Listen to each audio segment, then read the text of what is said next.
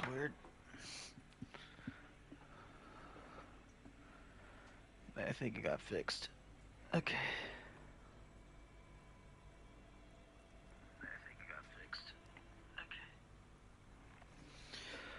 Alright, sorry about that. Internet Wi-Fi decided to just fucking die. It's back now. You'll find the filament memory with the offsite copy in the frozen ice cream maker. Please take it home, ASAP. It's important. I'd do it myself if I lived in a civilized place with a freezer. Take care, Suliswaf. I wonder who wrote that note. Looks like someone from that radio game company upstairs. I'm a little surprised they just left their property lying here.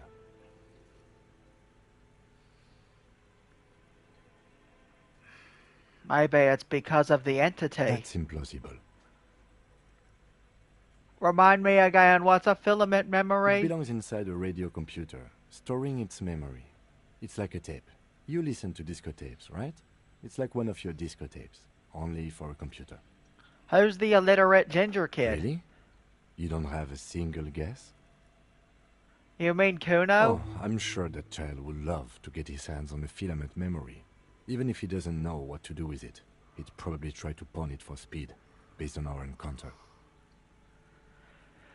Do you have any idea where the frozen ice cream maker could be? I don't know. I assume it's somewhere close to the ice bear fridge.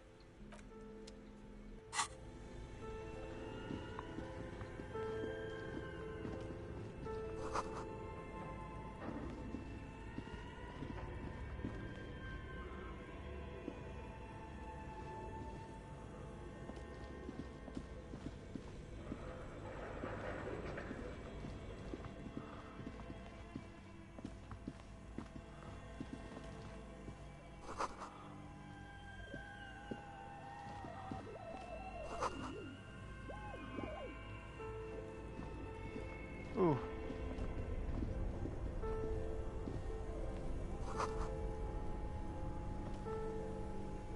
This orange machine is buzzing like an old submarine. It has a hand-cranked ice cream churner on top and an electric freezer that appears to be frozen shut. You slip your fingers under the frozen lid, but the ice is too cold for you to get a good grip. A pry bar would come in handy here. No, this is going to need something else. Some kind of super pry bar. Don't even try to open it with a regular pry bar. You're just wasting your time. If you want to try again, then you need to have the pry bar in your hand, detective. Equip the pry bar by going to the Tools tab in your inventory. Turning the crank feels oddly satisfying.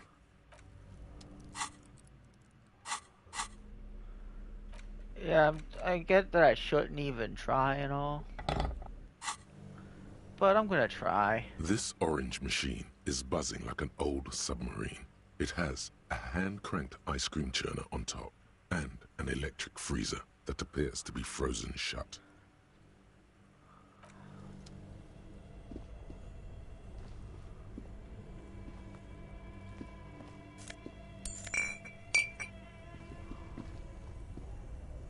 Two cables are plugged into the breaker box.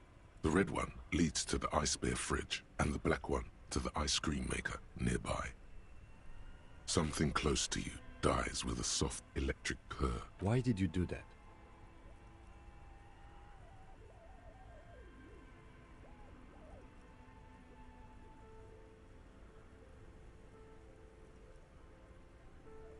Because it's black, the color of immeasurable The cosmos. lieutenant raises his brows, but doesn't say anything. The electric distribution board now has one cable missing. An electric sizzle. The room is slightly quieter now.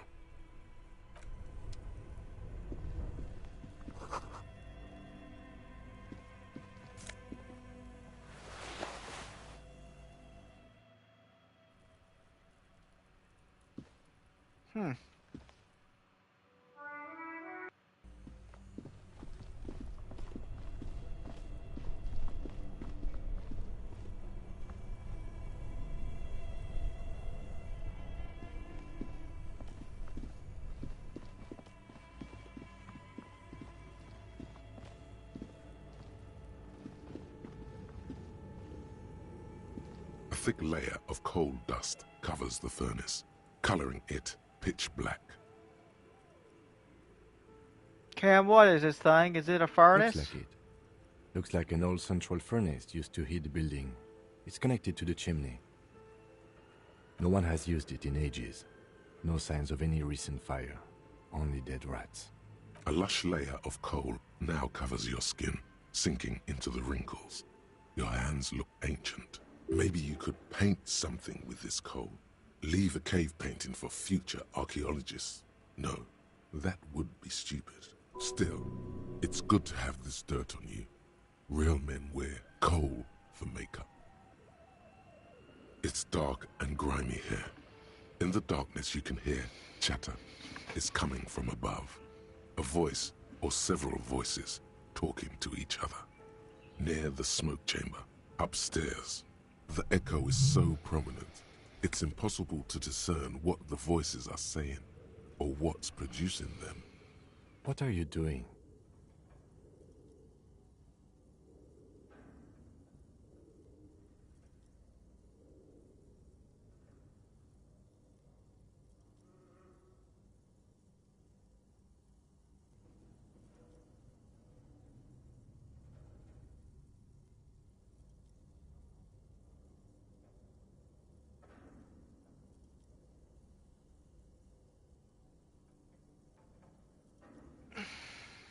Well, my controller died, but I'm back.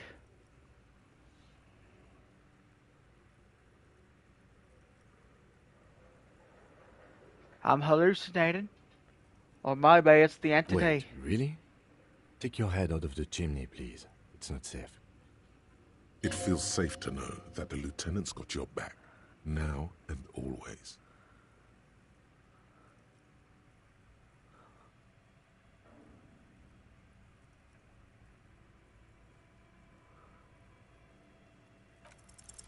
Hello? Something breaks loose in you. A mighty bellow echoes throughout the chimney's depths. The chatter of tiny voices above suddenly cease. Then,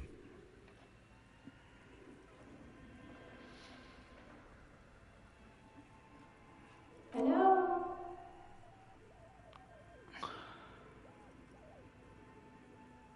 I summon the ghost of this doomed commercial spirit. Answer me, spirit. Hello? Did you say anything?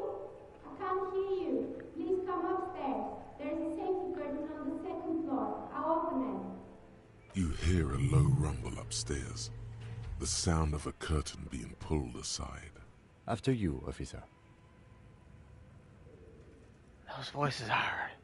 Maybe it's the malignant entity. Pleasant said it lives in the chimney. You're right. The rooms do look like they're connected.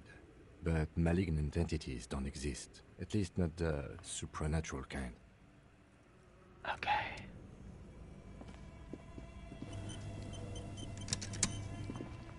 Whatever you say. Let's keep looking around.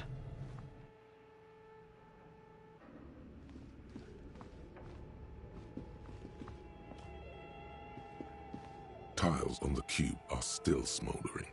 Casting the speaker comes to life. Static seeps through the machine's planar Good morning. Fortress accident en rue de Saint-Ghislaine. This is... Please repeat. Is this the production schedule? Let's try the password for the production schedule. Good. Please repeat the password. I don't know the password. Received. I will register. Don't worry. Passwords have a way of... Fortress accident. Thank... Tiles on the cube are still...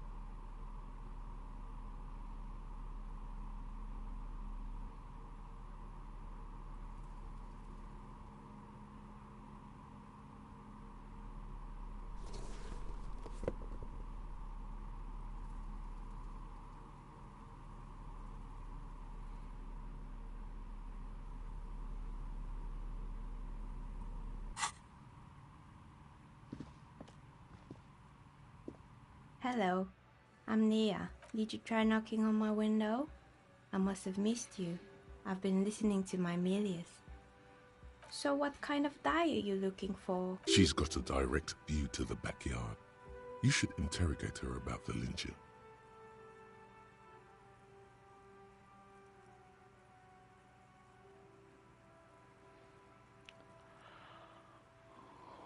Hold on, what do you mean by Amelios? Yes, Amelia is like a call-in station. You need a two-way radio to access one. That's why I have these. Mostly, they just teach you to swear in different languages. But some of the stations can be quite interesting. I was so absorbed, I must have missed you knocking. You must have me confused with someone else. I haven't knocked on your window. Then how did you get inside? By the south entrance? You know what? It doesn't even matter. What matters is that you're finally here. Let's talk dice. Did you have something specific in mind? Why are you asking me about dice? I'm a novelty dice maker. Tell me the name of your role-playing system and I'll make the die you need. That's why you're here, yes? As she speaks, her bone-like fingers fiddle with a ring. Her bones light, but her hands strong.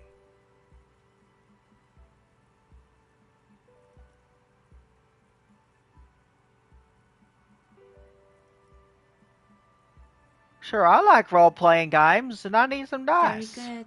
My rate is 10 real per set, unless you want something really unusual. Take a look around and see if there's any particular stone you want to use.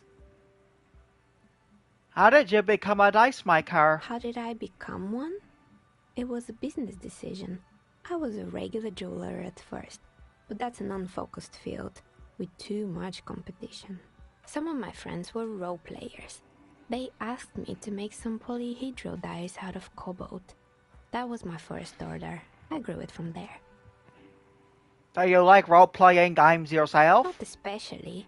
I like working with rare materials and a steady pay. And role players as customers? They're nice people. She's thankful for the security they provide her.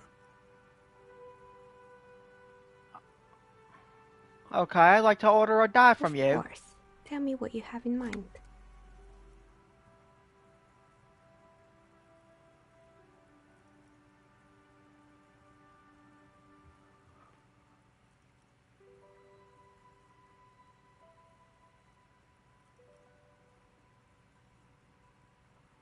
Do you have any cursed dice? What do you mean by cursed? As cursed as this commercial area. All right. How about I surprise you? Come back in 8 hours with 7 real, and I'll give you your cursed die. It's a deal. Great. See you in 8 hours then. Was there anything else?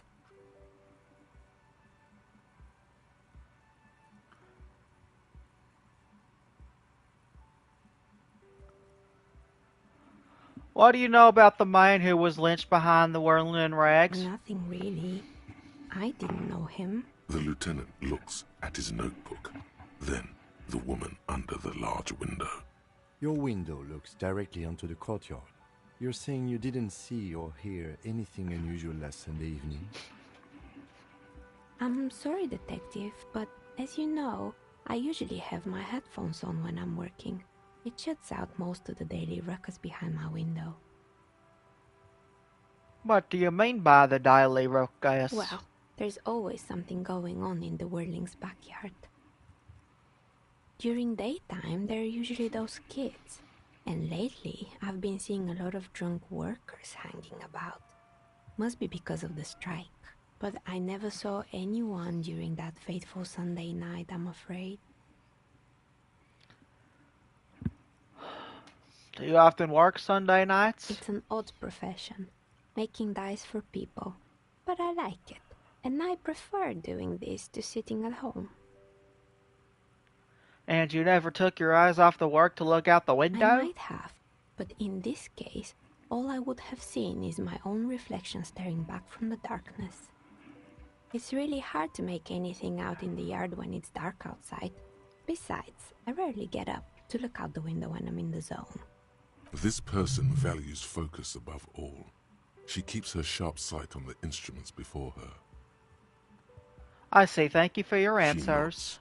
Anything else, officer?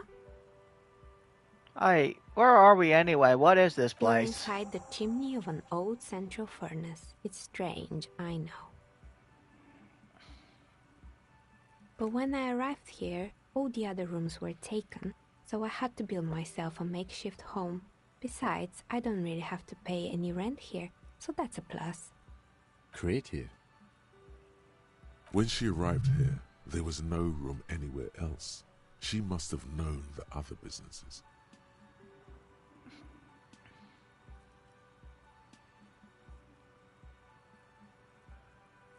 I've heard this place is cursed. Did you know that people call it the doomed commercial area? I've heard the stories, but I don't think those stories are true.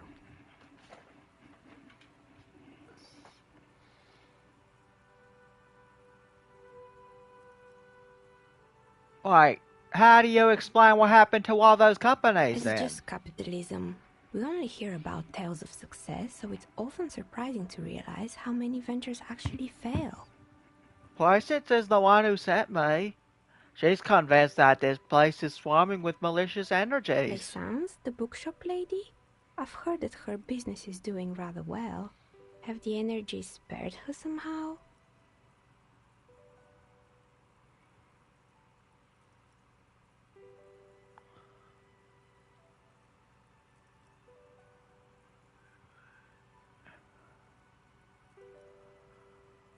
I don't know why the bookstore hasn't gone bankrupt yet. That's what I'm here to investigate. All right.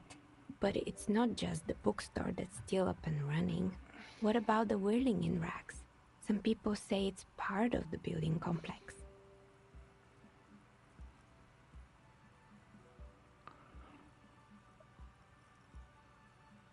No, the whirling isn't doing well either. Its waitress just took off and customers have trouble paying And bills. then there is me. I've been here for 14 years, selling novelty dice to role-playing enthusiasts. Not exactly a million-real business idea, yet somehow I've survived despite the talk of malicious energies. Strange, isn't it?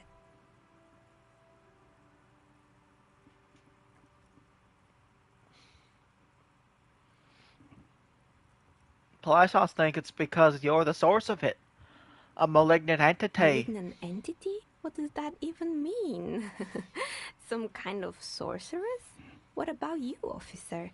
Do you think I'm the malignant entity?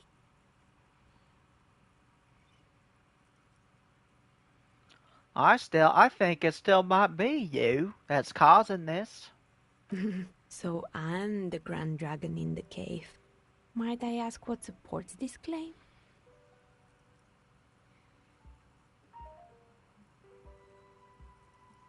I yelled to summon the ghost of the doomed commercial area, and you were the one who answered. Oh my, I've revealed myself. You better call the exorcists. I don't have to call anyone. I'm a ghost whisperer myself. Of course. How convenient. Well, if you ever find a way to explain all those inconsistencies in the curse, then let me know. Plaisance needs to hear about this. Perhaps if you combine your psychic energies, you will make sense of the situation.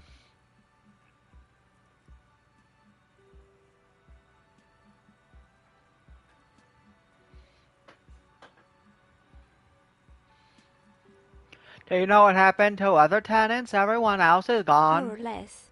Are you interested in anyone specific? There used to be a hair salon here, right? Yes, I think it was called Androgynous Orlando or something similar. They weren't a big hit around here. Turns out that working class men don't like genderless haircuts. They're scared of that word. You wouldn't like it either. The others would laugh at you. It's not about the haircut. It's about the confidence.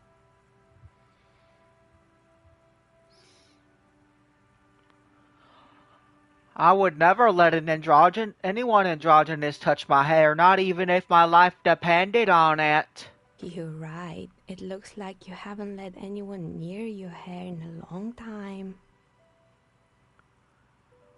What happened to the It gym? wasn't merely a gym, it was Artemidep's boxing club, a community project created to steer at-risk youth away from drugs and crime. Maybe that's what Kuno needs, a community-centric boxing club. Kuno? Who's Kuno?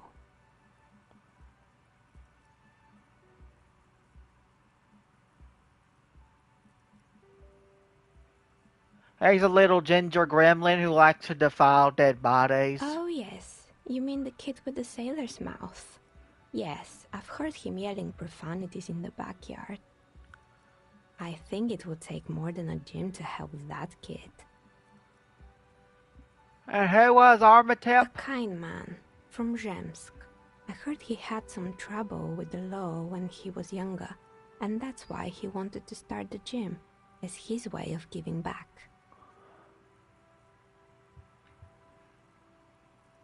Judging from the kids I met so far, it didn't really work, did it? It didn't. If anything, it made the youth situation in Martinez even worse. At some point, someone started a rumor that the punching bag downstairs was full of amphetamines. You should have known it. Eventually, the coalition took away the funding and the club went bankrupt. This was a few years ago. It's gotten much more peaceful around the plaza ever since.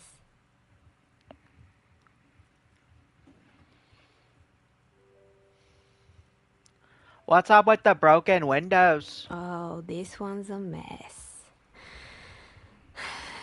There used to be a company that promised to repair windows 24 hours a day. What could go wrong with this one, right? Turns out, the business was actually set up as a front for an illicit group that was producing snuff medias. Who would have guessed?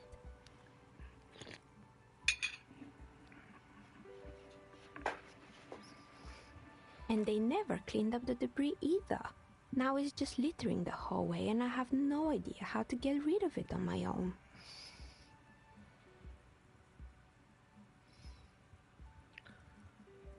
Yeah, cool, very cool about the debris, but what's a snuff It's a milieu? sub-Rosa radio station that broadcasts real murders with real victims. Some people pay good money to get off on it.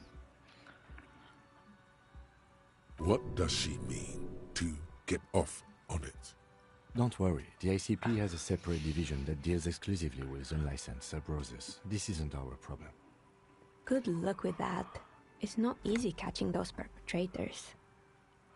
Did someone here make stuffed animals? I saw mounts lying You around. mean Mr. Fabron, the taxidermist? No, he mostly just did drugs. But what drugs exactly? I need to know what drugs he was doing for my police report. He got high on some weird taxidermy chemicals. I wouldn't recommend it to anyone. Eventually, they caused him to lose control of his bladder. The smell was awful. Even you can probably do better than that. You can almost see it. A small, sickly old man, hunched behind his work desk, his pants stained with old piss, stuffing a sad, stiff-legged raccoon. The entire scene looks tragic. I found strange mannequins. Or creepy There used to be a mannequins. fashion atelier here, but I have forgotten the head designer's name. They were doing well for a couple of years, until the insect rights activists came. I didn't know insects had rights or activists. Yeah, the atelier didn't know it either. They produced a certain collection that used chitin among the materials. Apparently chitin is made in the Occident, where it's extracted from beetle wings. And you know how all kinds of political movements are big in the Occident. The activists shut down the biggest chitin supplier, which of course caused the price to skyrocket. And, naturally, all the most fashionable tastemakers refused to be seen in chitin from then on. The atelier went bankrupt before they could finish the collection. I'm glad someone took care of the little guys. I like insects. Really? Anyway, Poor guy. Suddenly, you get a feeling that insects are important to the case somehow. It's hard to say why. What's with the rotor and blades and the rotor blades and they skis? were made by a company called Slipstream. After they pivoted from making rotor blades to skis, their chief executive took off on a vacation with all their money. Honestly, I think it's quite funny. I think he's still sending out holiday transmissions from Tulula or Tiumotiri or Hashkor or wherever he is.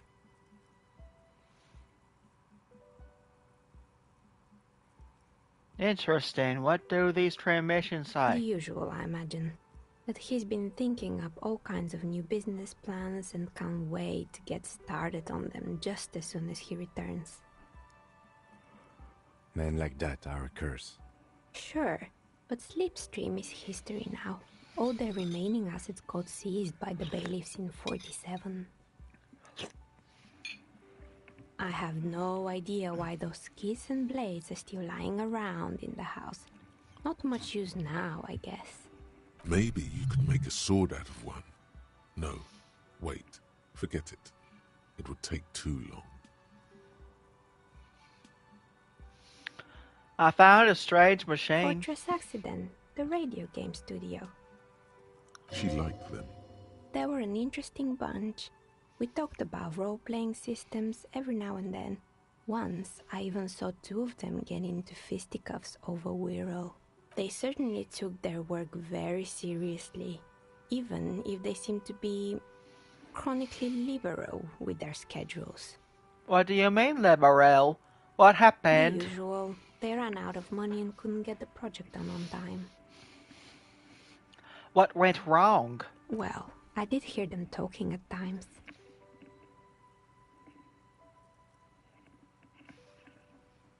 They seemed to believe they were historical individuals on some grand quest.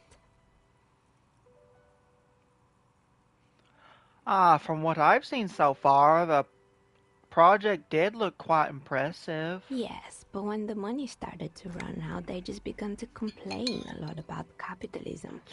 You know, how the markets are rigged to keep up new businesses and so on. In the end, they just didn't get it done. They didn't have enough willpower to produce something truly historic and to show up to work on time. Showing up to work on time is hard. No, scratch that. Showing up to work at all is difficult, especially if you've been drinking. Well, showing up to work on time is incredibly hard. And so is producing something extraordinary. Something strains her face before she looks up again. Anything else? There was a terrifying taxidermied bear in the Oh cellar. boy, the fabled Revachol ICT. You're in for a treat here. The place was owned by two guys who had some rather innovative ideas about marketing. The bear was one of them. Now ask me about their other ideas. Alright, what about the other There ideas? was really just one, and it involved picking out the prettiest girls in the neighborhood and paying them 20 cents per hour to man the booth. And by man the booth, I mean slump behind the counter with a face that could maim you if you ever dared to disturb their bored magazine browsing. Fritta does the same thing.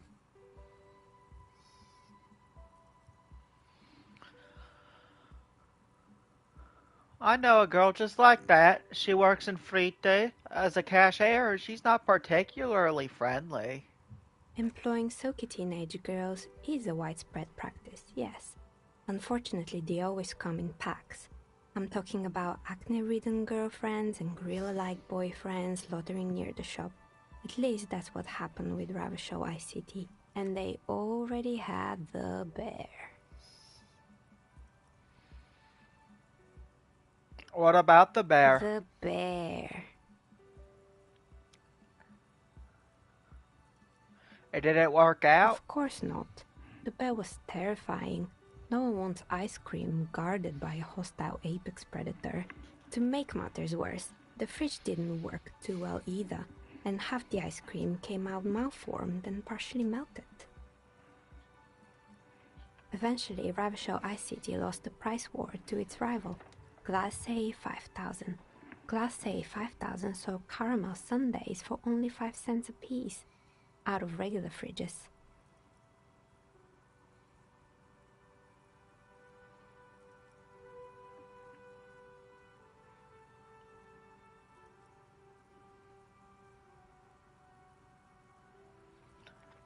The bear was scary. Every time I saw that bear, I felt scared, like it could become alive any moment The now. taxidermist who made it said it was his vision beast. He said he met his vision beast while high on desiccants. He called it Megatherion. Megatherium? Megatherion, a mega wild beast. What's a mega wild It's beast? an imaginary beast that guides you through life by telling you to do more drugs, mostly. A wise and noble beast, guiding you toward the land where the streets are paved with drugs. I do drugs. I've got a vision beast myself. Do you? Well, good luck keeping it under control. Anyway, now you know the story of the fallen ice cream empire. Little sparkling embers under the window. Anything else? Another failed business, perhaps? I've been here for a long time. I found the building's intercom, but it's not working. Oh, right. I hope you didn't try to ring me. I think none of those doorbells work, including mine. I'm still in the middle of connecting the wires. Sorry about the confusion. Oh, so you're telling me that the doorbell with the empty name card was yours? That's right. I haven't even written my name there. As I said, it's quite useless right now. It doesn't work yet. I was wondering about the whirling in rags. Is it part of the same building complex? You could say so. Both houses were built at the same time and under the East Delta Commerce Center project. That explains why you can call the whirling from the intercom, albeit I doubt that anyone responds. If the whirling is part of the same building, then it's part of the Dune commercial area. The darkness of this place is there, too. I saw a name Ace Delta Pinball on the doorbell. Right. It used to be a gaming arcade. This is an ancient failure, before my time. I'm not surprised, however. My advice, don't base your business on a fad. Hypnotism, floriography, trick-track, especially pinball. Agreed. Pinball is the worst. His disdain for pinball could not be clearer. A strange thing happened when I tried calling a company named Slimstring SCA. Someone answered. It can't be true. They don't work here anymore. They've been gone for years. Are you sure it was Slipstream SCA? Was it a woman? Maybe it was Plaisance from the bookstore. I know her and would have recognized her voice. All right. But did this person say anything? She said she was from Tricentennial Electrics. Tricentennial Electrics? It used to be a major electric company 100 years ago. Are you sure it wasn't just some kids playing a prank on you? Whatever happened, keep your cool.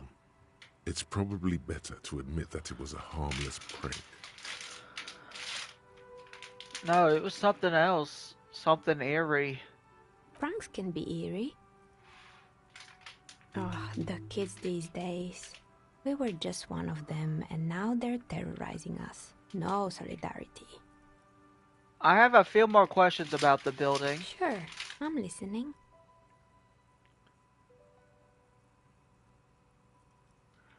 Actually, I had other Good. questions. I hope it clarified things a bit. What else? Why hasn't her business failed? You feel nothing. If anything, it's uncomfortably warm in here. Excuse me, what are you doing? Officer!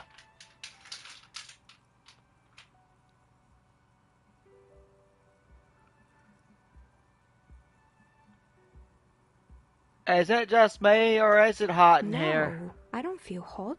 We're in a derelict smokestack. If anything, then it's cold here.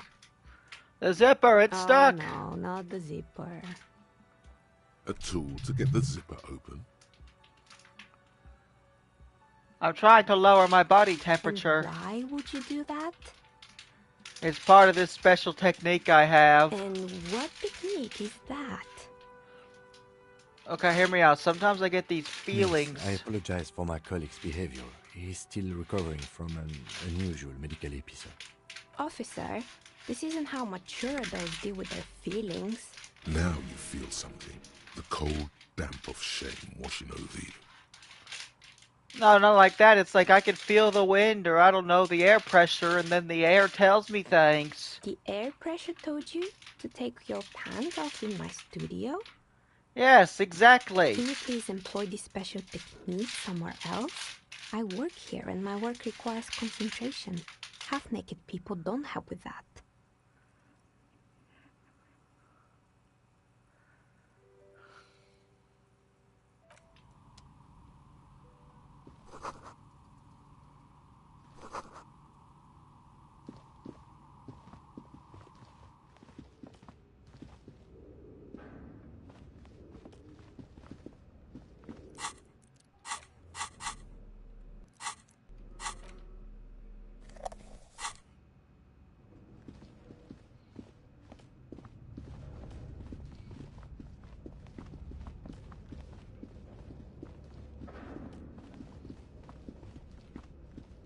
Okay. Tiles on the cube are still smoldering. The speaker. Good morning. Please repeat. Is good. Please repeat the password. Receive Don't worry. fortress accident. Is there a thank you? Tiles on the cube are still smoldering, casting the framework in a soft glow. Fluorescent play and print keys shine on the keyboard. I'll come back later.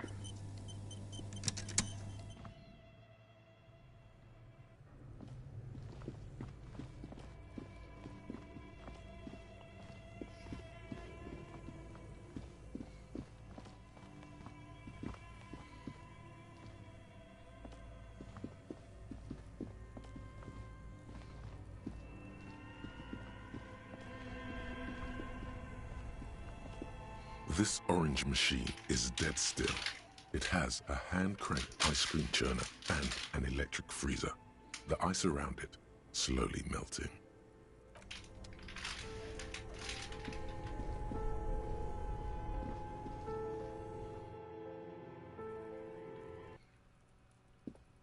An old call box with a matrix of push buttons lists all the companies in the East Delta Commerce Center.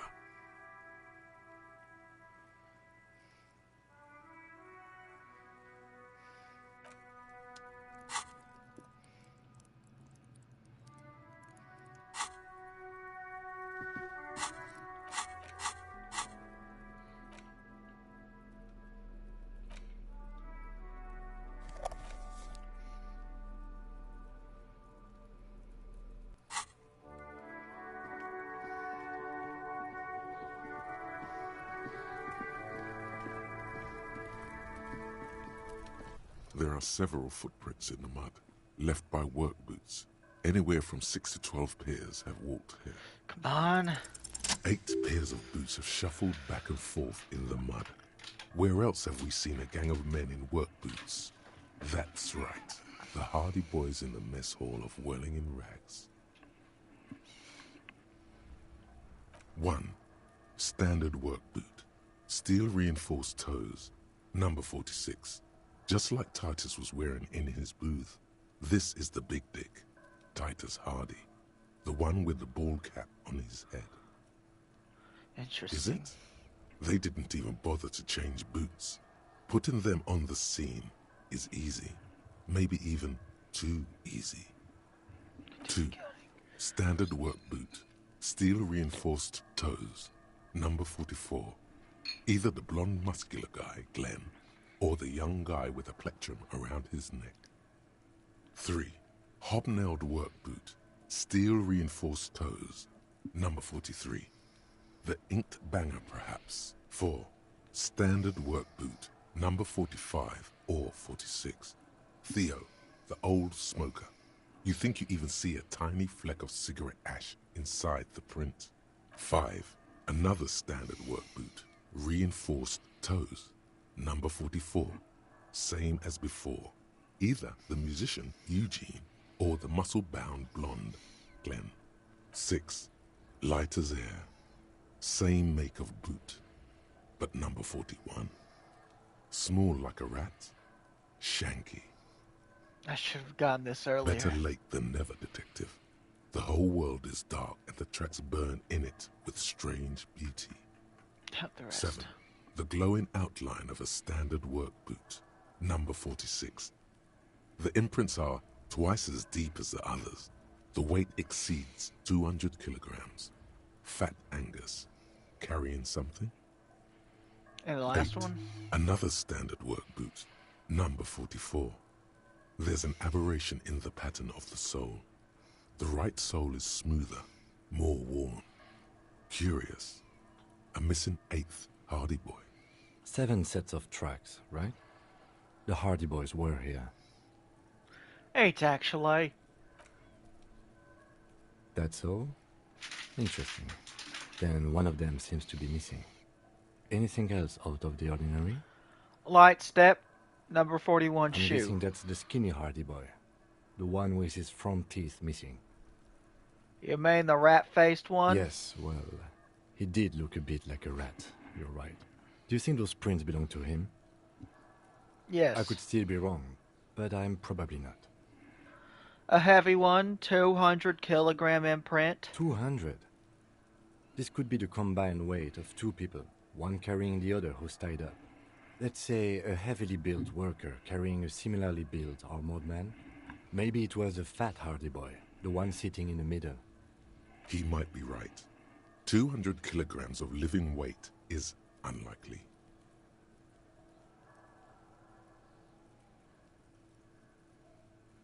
You're right, the fat guy from the booth was carrying the victim. Probably yes. This would also fit with the victim being dead from a previous gunshot wound. They had to carry him, because he could no longer walk. Is there anything else that's noteworthy here?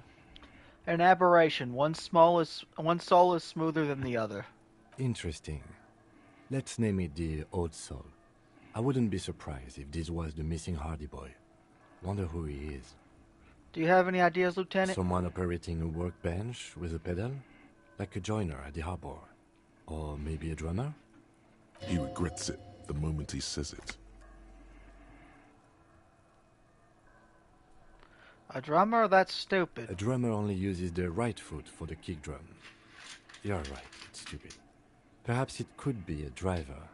A driver would wear out the right shoe before the left. The accelerator is on the right.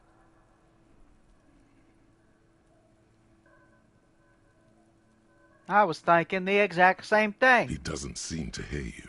Looking south, toward the traffic jam instead. The machines are silent. The engines are all turned off. We should keep our eyes open around the traffic jam. See whether anyone strikes out as a potential suspect. Seems prudent, no? I'm not sure.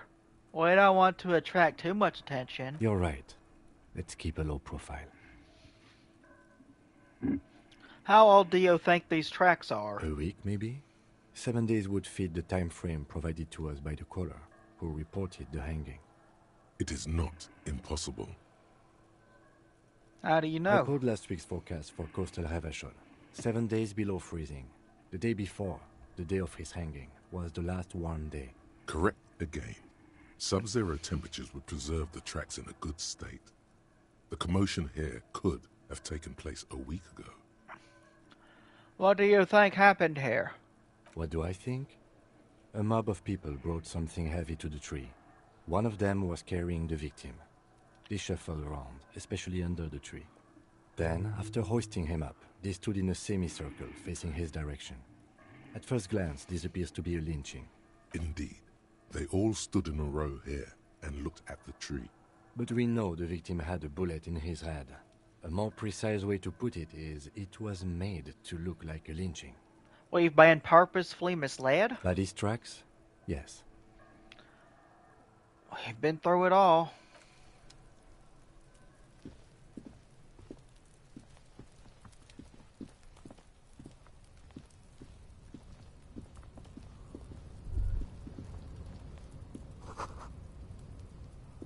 I don't want to go over there.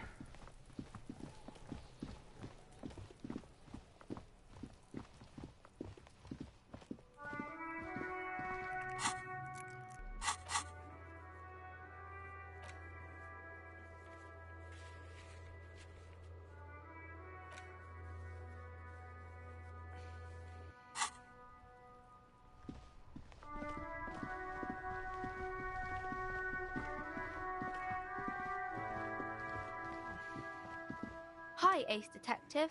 Are you here for more books? Who was that? Oh, that's Auntie Billy. She's nice if a bit distressed. She's your aunt? No, sir. She's a working woman who comes to look at the books a lot.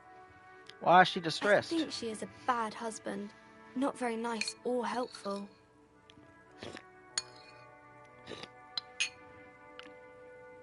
Okay, bye. See you around, Annette.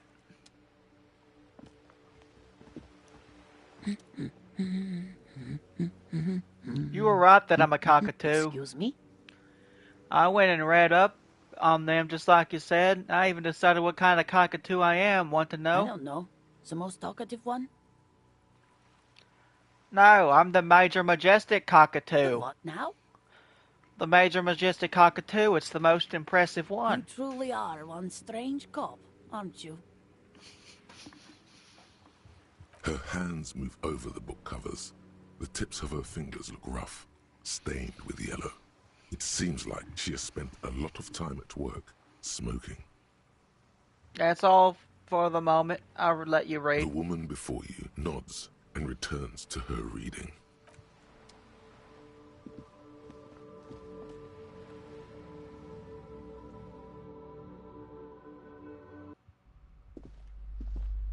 You're alive and well. Don't keep me waiting now. What's in there? In that dark sarcophagus? The dark sarcophagus. Yes. How was it?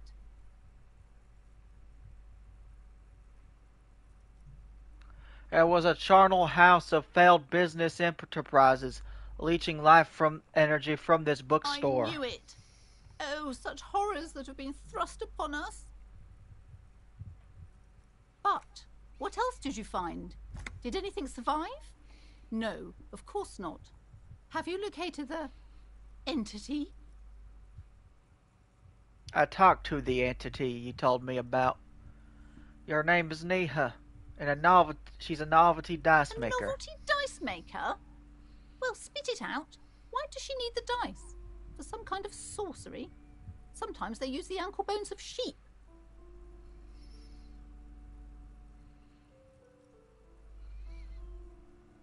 No, ma'am, I have felt her aura. She is not the one to blame for this I curse. don't understand. If it's not her, then where is the source of the doom? How did she explain the curse? She's squeezing on the pendant too tight. A drop of blood in her palm. Just don't say you don't have any answer yet. The uncertainty is killing her.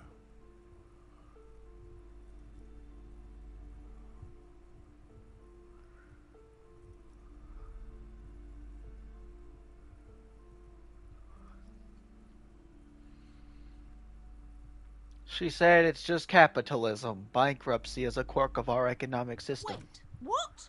The entire economic system is cursed? This is a lot for her to pass.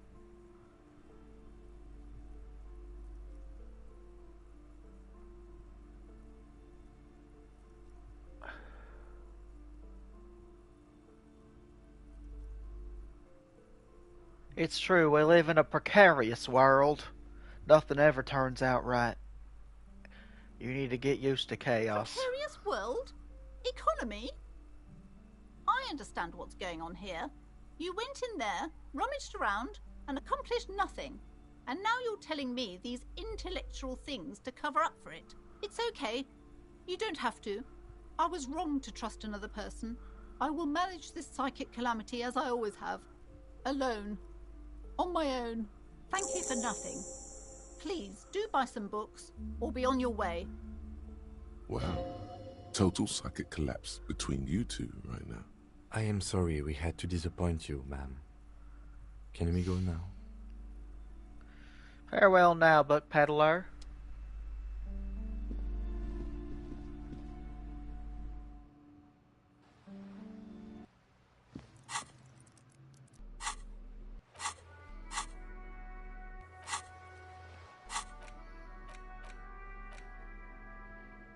The bullet is still safely sealed away in a plastic bag bearing the RCM stamp.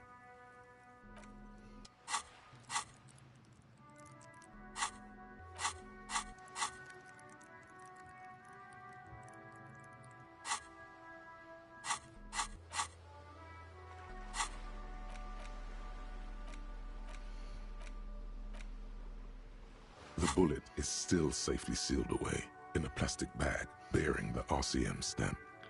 Come on, what time I up and shot this?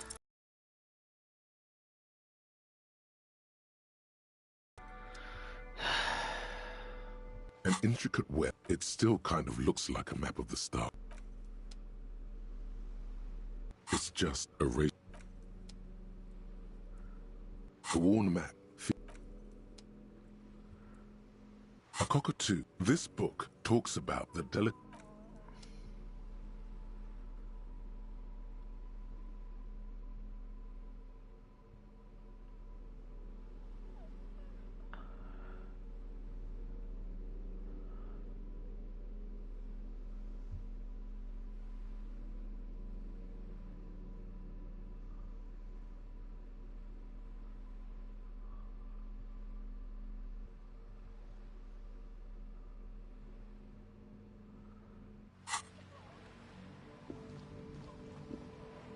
Okay.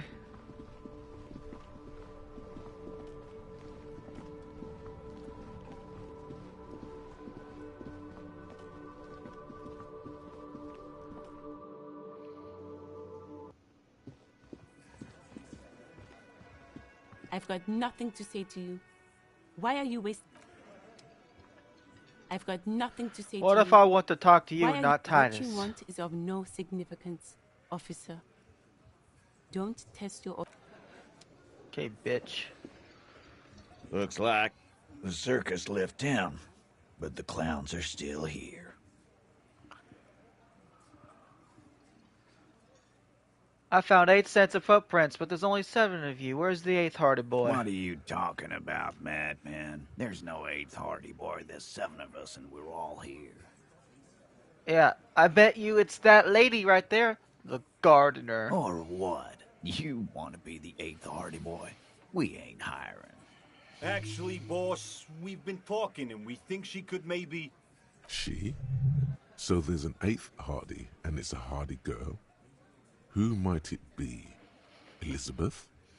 The gardener? Shut the fuck up, Glenn! I knew it was her! Talking here. Now what the fuck do you want, cop? So let me get this straight.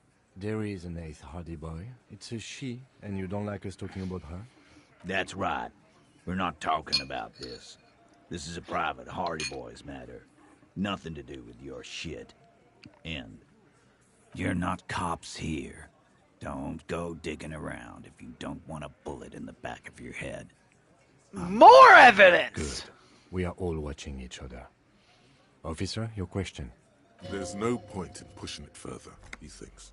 This is already a victory. We'll learn more about this 8th Hardy sooner or later.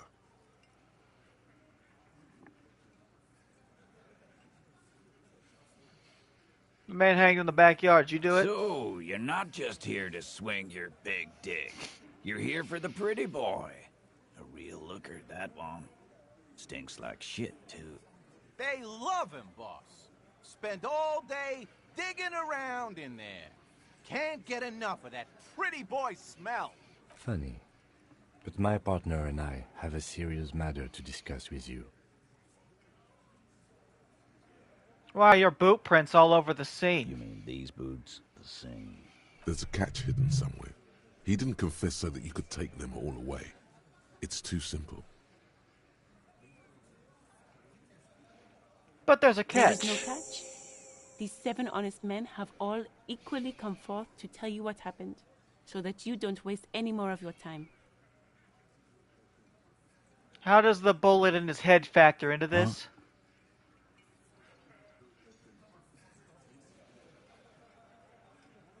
There was a bullet in the dead man's brain. Why was it there if you hanged him? How the fuck do I know? Anyone could have shot him. Target practice, maybe. This line of questioning is over. You got the cause of death already? Hanging. If there's any post-mortem trauma, it's your problem. This will not turn into a cross-examination.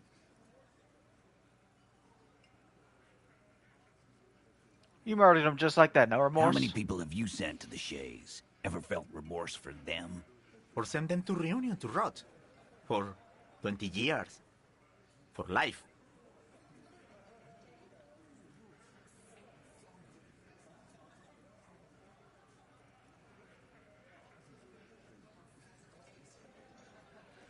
Yes, but these were all bad people, criminals, the scum of the earth. Rest assured, lawman. None worse than our guy. He got what was coming to him. Who called the shots Are that you night? deaf? There will be no singling anyone out. You can't arrest a Hardy Boy without arresting all Hardy Boys. Do you think you could do that? Do you think you could arrest them all?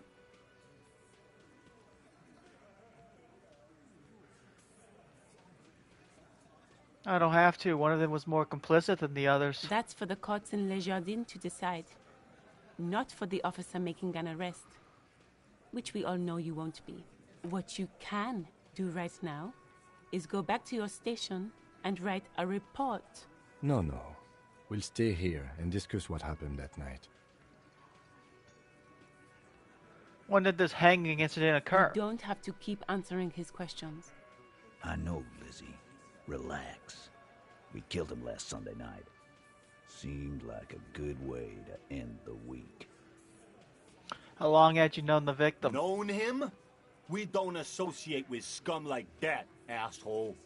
Yeah! Who do you think we are? Quiet.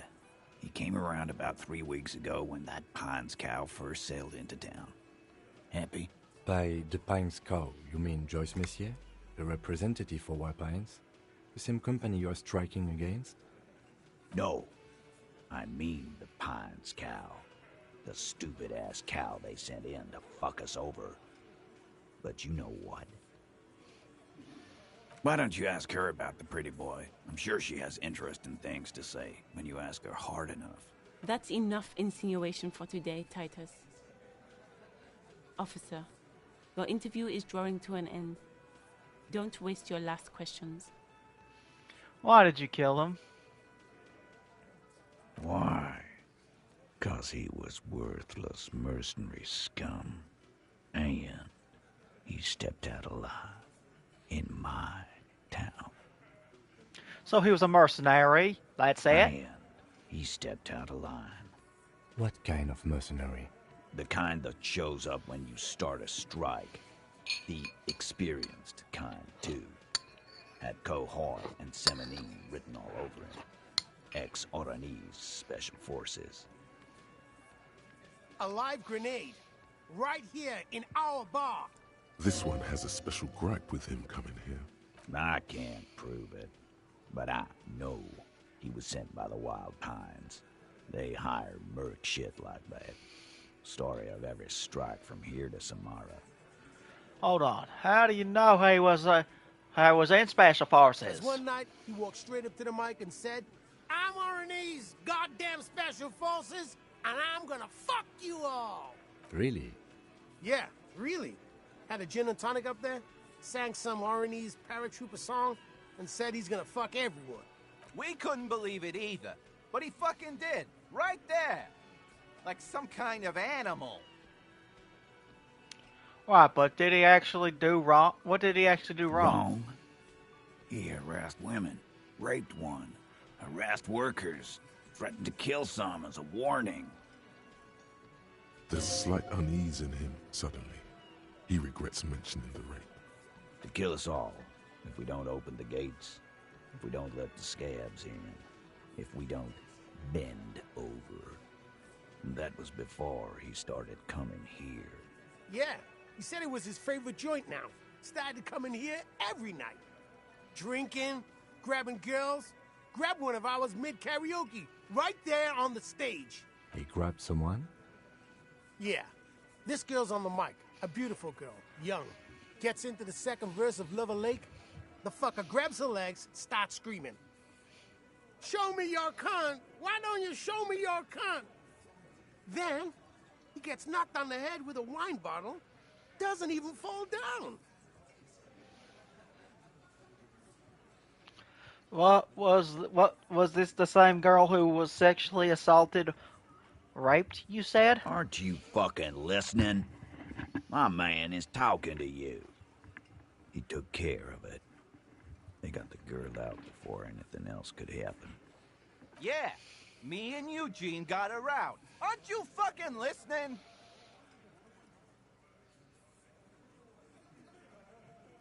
Alright, right, but who did he rape then? This is a very serious allegation. No, you're not getting the name. That's a Martinez matter, and I'm not discussing it with you clowns. There's nothing you can do for now. He's stonewalling you. How'd you kill him? We hanged him up by his neck until he got real still.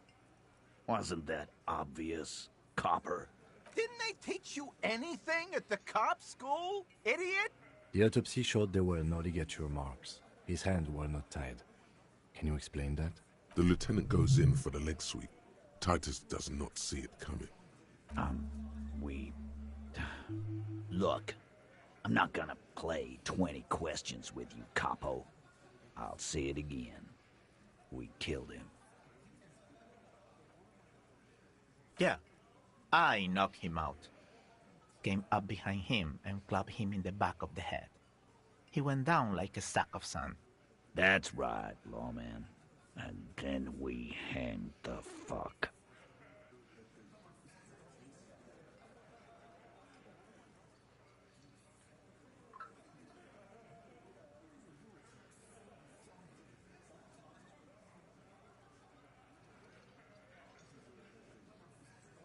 Mr. Tats, what did you use to knock the victim My out? fucking elbow, Copper. Samaran boxing style. Where did this action take place? Right fucking here. Eugene already told you that the fuck had started coming to our bar. Yeah, man, weren't you listening? Things aren't quite right here, are they? Titus is solid as a rock, and so are a few others. But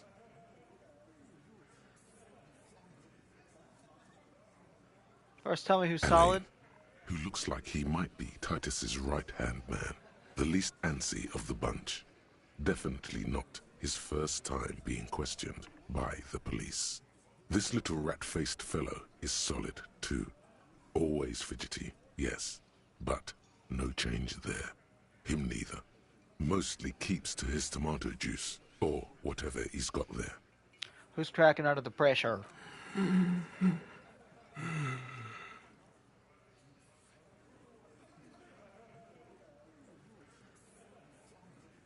Hey, you!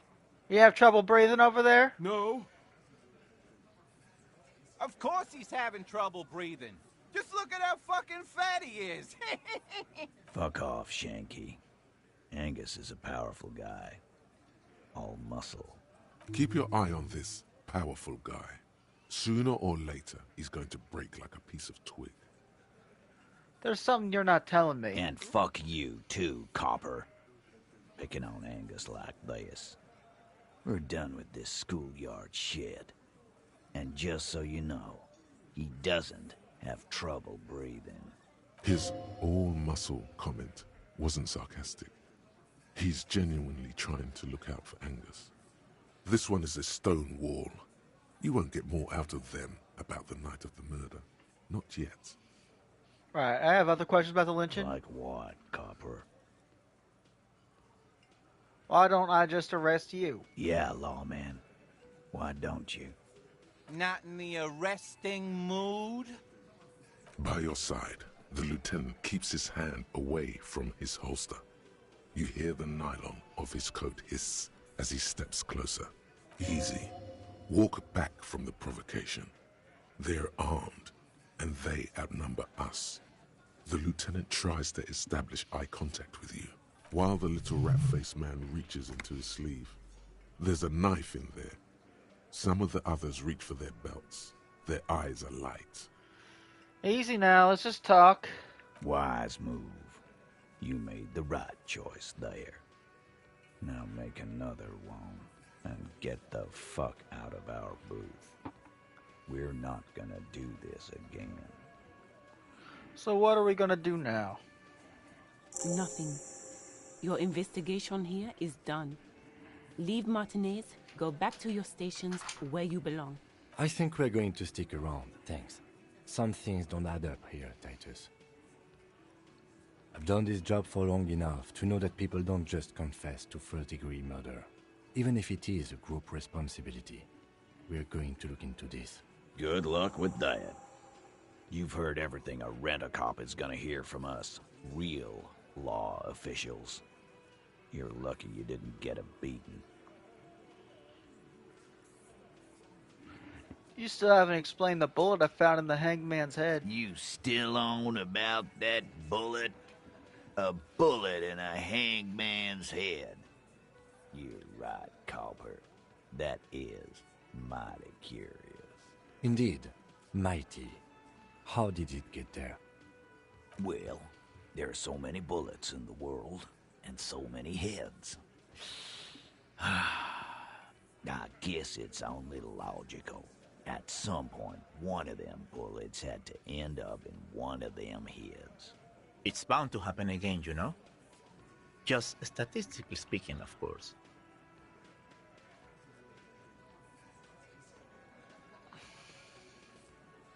I'm just gonna ask you again, why was this in the victim's head? Wow!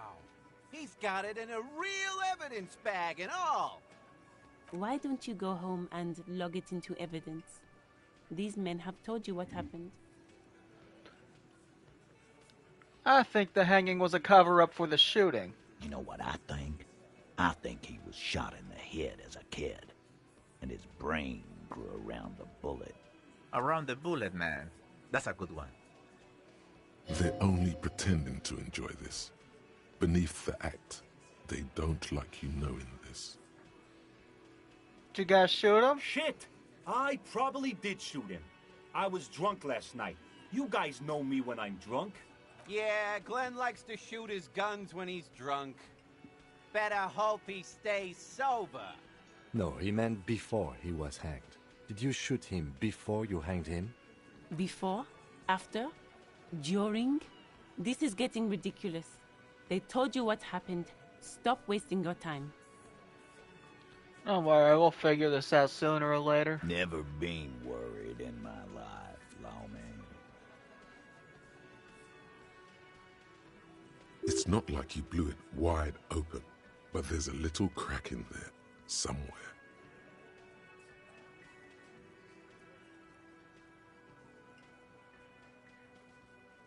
I'm gonna take off now.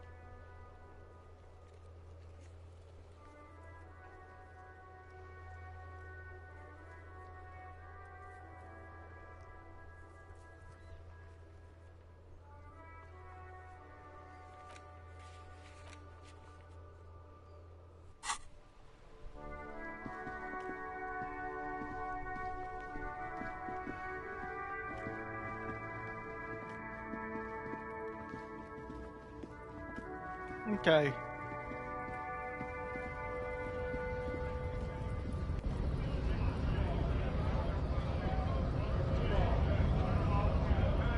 I really am Forrest Gump. I run everywhere.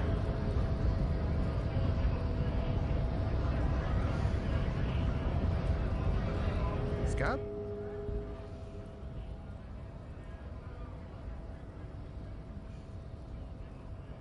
I'm not a scab, I'm a cop. I was just messing with you. No one's ever seen a cop scab. Imagine, you cops going on a strike, but then another cop comes in and says, let us cop for less money.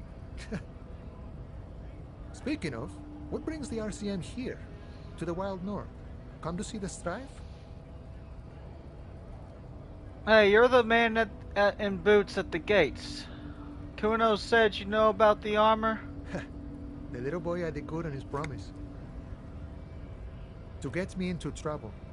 To sick the pigs on me. Pardon the choice of words. Not mine. What happened? I was asked to look into that armor situation. Official Union probe, you know. Track it down, see who took it. Did you? At first I thought, why not? Maybe the pieces can feed the strike. Buy us a few more days under the sun, you know? So I went to this boy. He said he'll make me his prison bitch. He's got eyes everywhere, and the cop's in his pocket, and he's the king of Jamrock. Serves me right for doing menial footwork. I dropped that probe right then and there, and it still got me into trouble. One bad move is all it takes. So Kuno used us to what? Scare you? It's a minor nuisance. It's all good. He thinks, not yet. Better to get this business out of the way. Sweeter then. The probe into the armor. What did you learn? I learned that people don't want to talk to a drunk Union man about some armor. What else? Not much. Technical stuff mostly. That was the interesting part. What sort of technical stuff? I did some research into this armadura. Let's say I have friends at the library. I didn't get into the material science, just how it comes off. How does it come off? In parts. 4 in total. The helmet was the first to go. The kid says he tore it off and kicked it into the sea. I believe him. The boots were still on the guy last I saw. Too hard to remove. So, as I count, there are 2 parts missing. The gauntlets and the cuirass. This is where I left off. Too much hassle. More like a job for some militia. 4 pieces of armor up for grabs. Then. But I already sent the boots away. I guess you won't be collecting them all then. That's less work for you at least.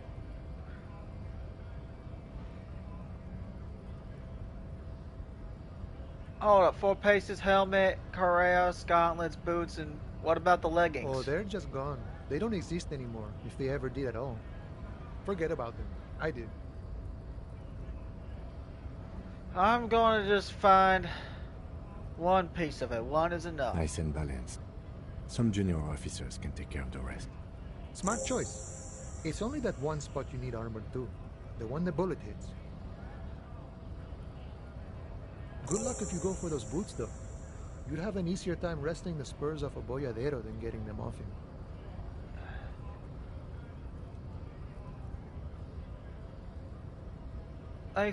Thank you for the cooperation, No sir. problem. If you see that kid, thank him from Call Me Mañana. Thank him for showing me the way. He is sincerely grateful he is not tracking down pieces of armor right now.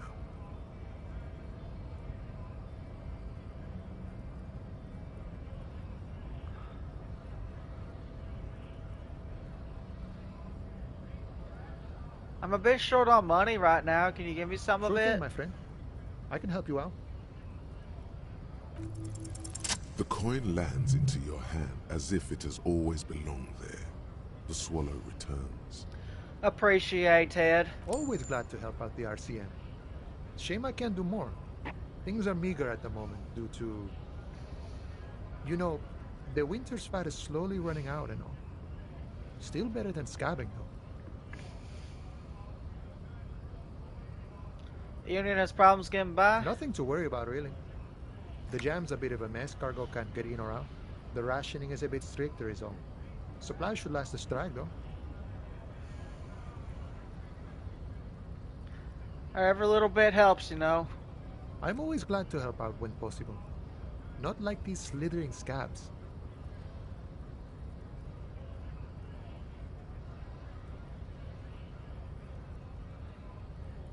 What's the strike about anyway? You know, serious business. I'm sure the big boss will be glad to tell you. You'll have to ask him first. He's a chatty guy. Wants to talk about the strike.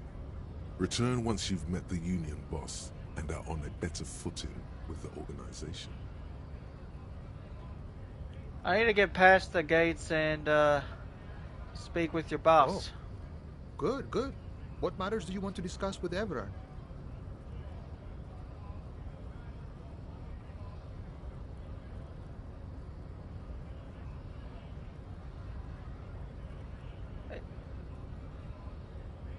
You might have information about a killing that took place behind the hostel. Everard's got a lot of knowledge about a lot of things, eh?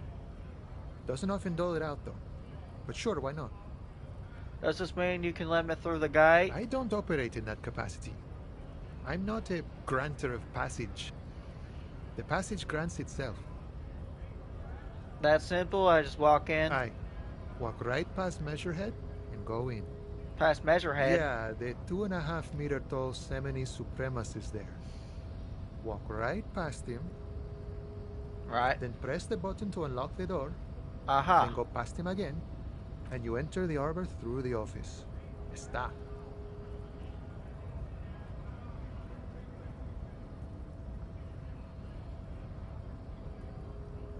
For some reason, it doesn't seem like it's gonna be that easy. Don't worry, I'm sure it's not completely impossible.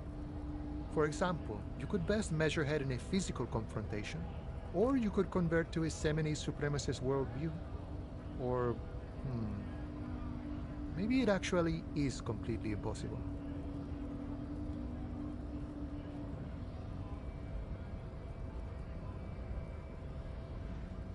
Has anyone ever bested him in a physical confrontation? Not yet, no. He's incredibly strong. Nothing a couple of solid hooks from Dexter and Sinister won't fix.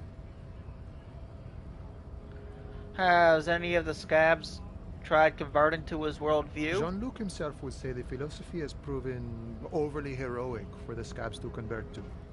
Not enough intuition. God, is another thing? Sure. Nice talk. Gotta get moving.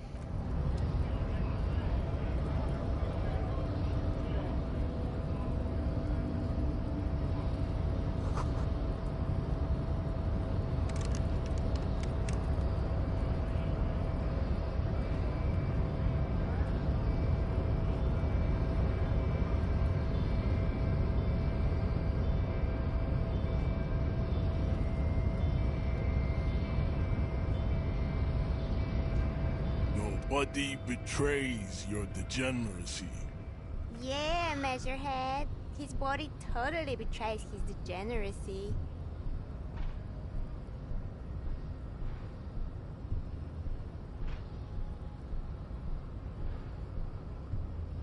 My body is unimportant.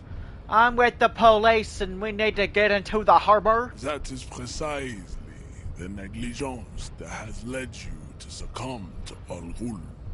You reek of it. An invisible sword of Al Ghul emerges from your throat. You cannot see it, but others can. It is making the woman in my company sick. Wait, Al Ghul? Yes, Al Ghul.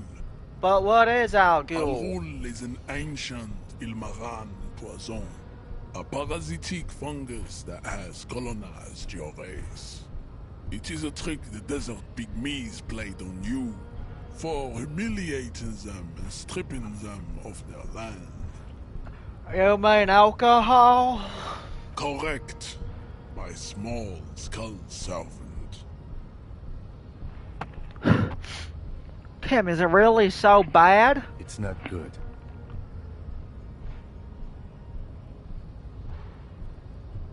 You're right, I am a servant of Al Ghul, but I'd still need to enter the harbor. No, you don't. You need to get another drink.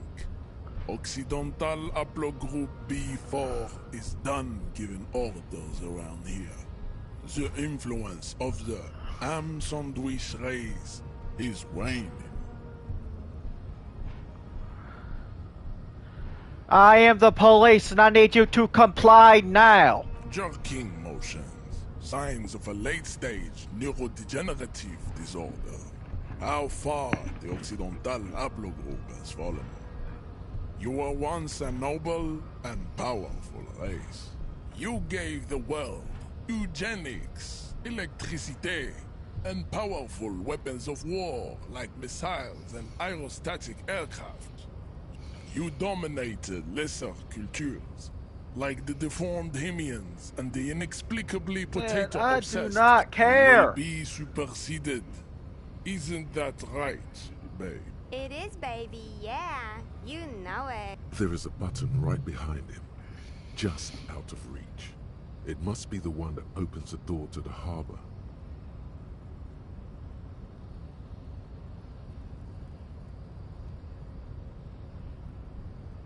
Come on, I just need you to move about 20 centimeters back. It is my task to keep the degenerate drunks from entering the harbor.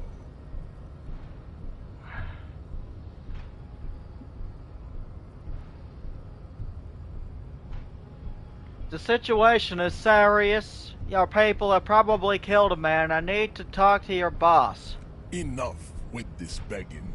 You should leave the stage of history with dignity by inviting the other races to a great world war. Bring your troops to the Simonine Island. The walls will be lined with bottles of Al Ghul, your beloved beverage. Inside, we will store the odes to homosexuality you call art, and your microcephalic skulls.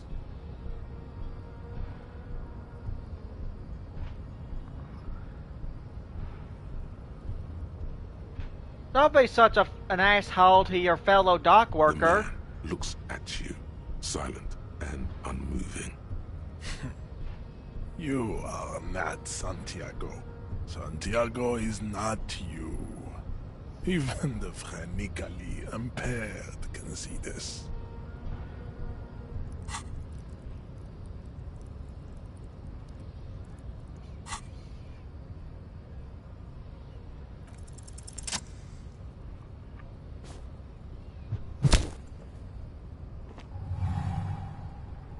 Just like that, instinct took over.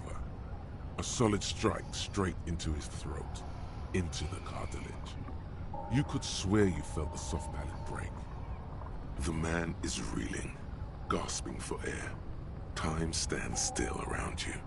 In the distance, the sounds of the harbor are falling silent. All you hear is a small gurgling sound as a trickle of blood appears on the man's lip.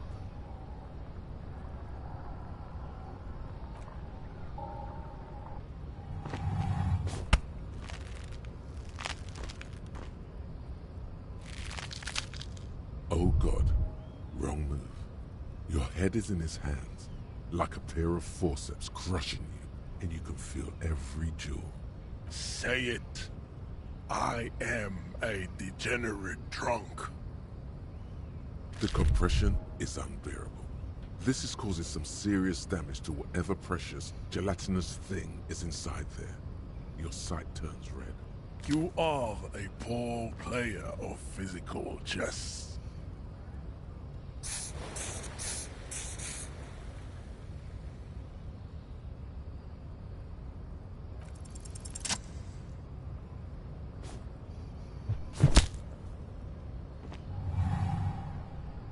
Just like that, the man is... All you hear is a small gurgling sound.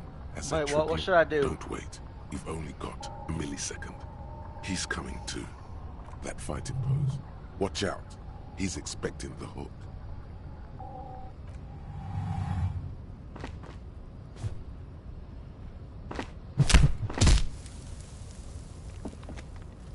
The man lands with a dull thump, like a broken-down puppet of muscles and sinew. For a moment, he still tries to keep his head up, dazed eyes looking at you with unimaginable surprise. To your left is the button. Disco Inferno! As you slam your fist on the button, the man collapses entirely, his head rolling to the side. Looks like you're the new measurehead now. No one is the new measurehead. Let's go, before he gets up.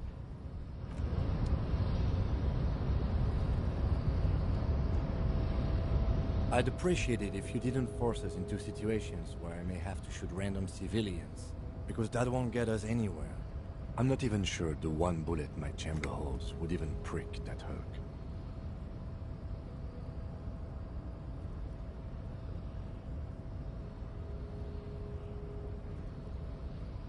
But he's the one trying to provoke me. And you're just going to let him manipulate you like that?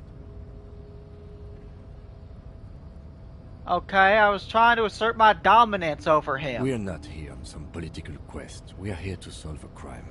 Don't make the situation any more volatile than it already is. But I was fighting bad, unsavory ideologies. I'm a hero. We're not here on some political quest. We are here to solve a crime. Don't make the situation any more volatile than it already is. Alright, fine, I won't do it again. Let's think of something else.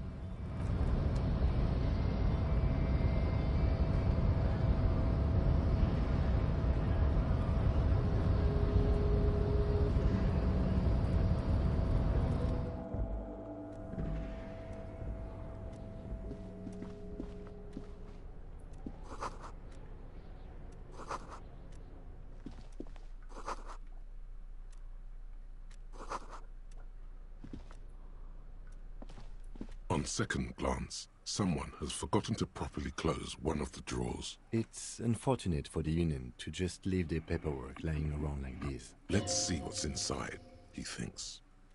The drawer opens smoothly.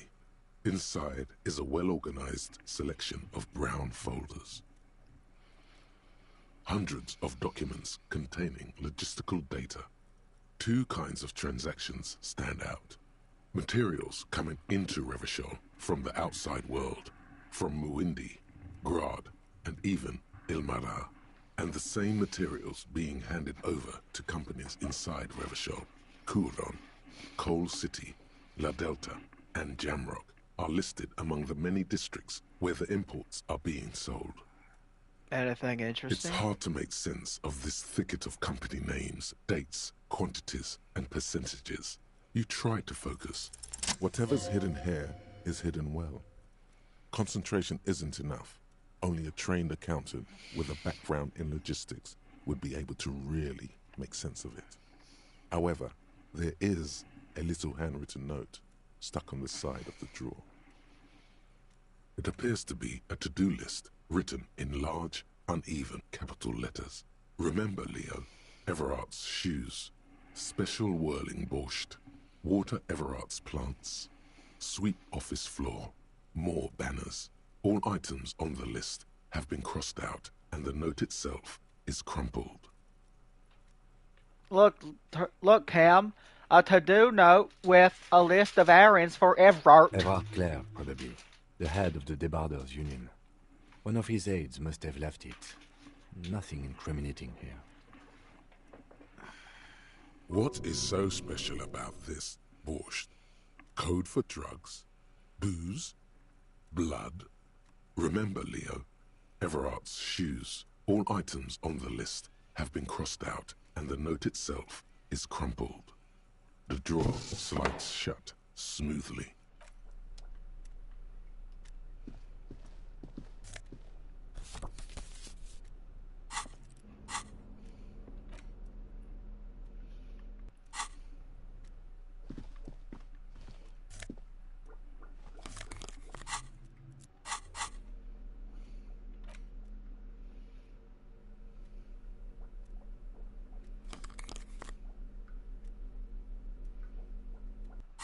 Alright, I like these shades.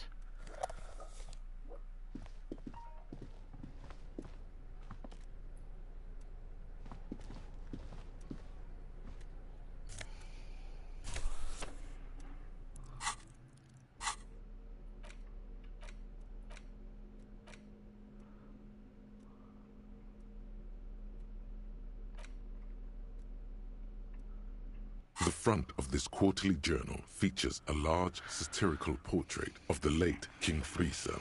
From the sides of his head, a pair of white antlers spread to the corners of the cover. Why antlers? Because white antlers are one of the symbols of communism. They represent a society in accord with the natural world and at the same time above it. Why Friesel? Because Friesel was incompetent, foolish, and cruel. In short, the embodiment of everything the communards wished to overthrow. It's satire, you see. To your disappointment, there aren't any full-color pictures to direct your attention. Just column after column of closely set text, interrupted occasionally by little doodles in black and white. After rifling the pages with your thumb several times, you return to the table of contents. The magazine is divided into several sections. International development, Kunst und Kultur, and local concerns. Just comrade, as you know, this journal takes its name from Mazov's immortal expression, du cristal à la fumée. This was his way of describing the way the rigid, crystalline structures of capitalist ideology turn to smoke under communism. But, like the structures of capitalist ideology, we too are at risk of going à la fumée. Unlike many publications which are content to spoon-feed their readers reassuring drivel, La Fumée is committed to telling the radical truth, even when that truth may drive away potential subscribers. So please, if you value our radical Mazovian perspective on contemporary politics, culture, and international affairs, please consider subscribing today. I think this is a communist magazine. What do you expect? It was laying around the office of the Debarders Union. They're probably bankrolling the thing. You flip back to the front of the magazine, the table of content. Alright, I don't care about the damn magazine.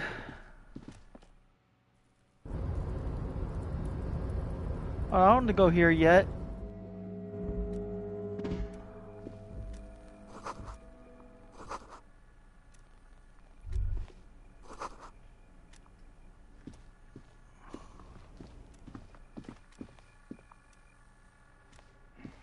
An imposing combination of a punch clock and a payphone is looking down at you from the wall. A note on the side says, "Tokens unavailable due to strike. Use change." The machine swallows your coin and seems to be waiting for your next move. It's unclear whether you actually have muscle memory. Right now, your finger is just drawing vaguely occult patterns in the air. Useful patterns? Undoubtedly, no. I might try this again Sure, later. Why not? Muscle memory is a tricky thing. Nothing tricky about that. You just do, fail, repeat, until it works. All it takes is motivation and practice.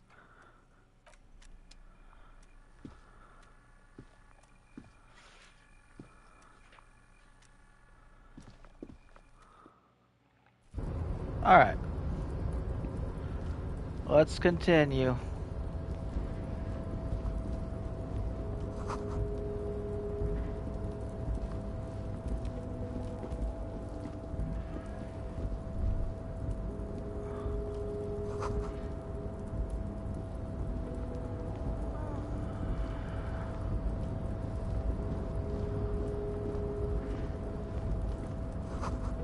Huh.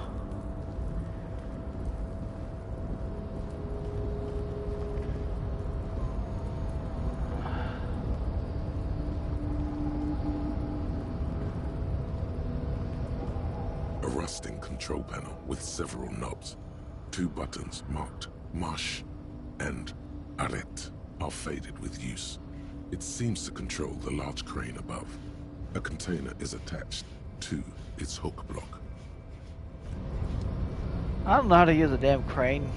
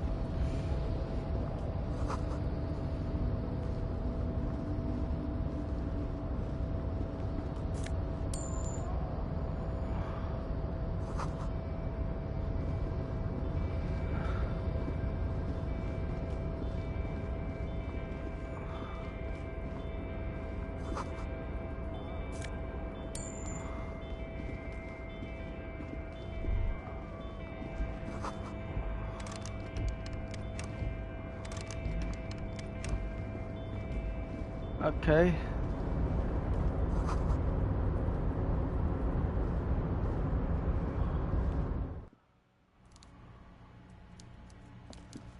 Where am I? I hear someone typing.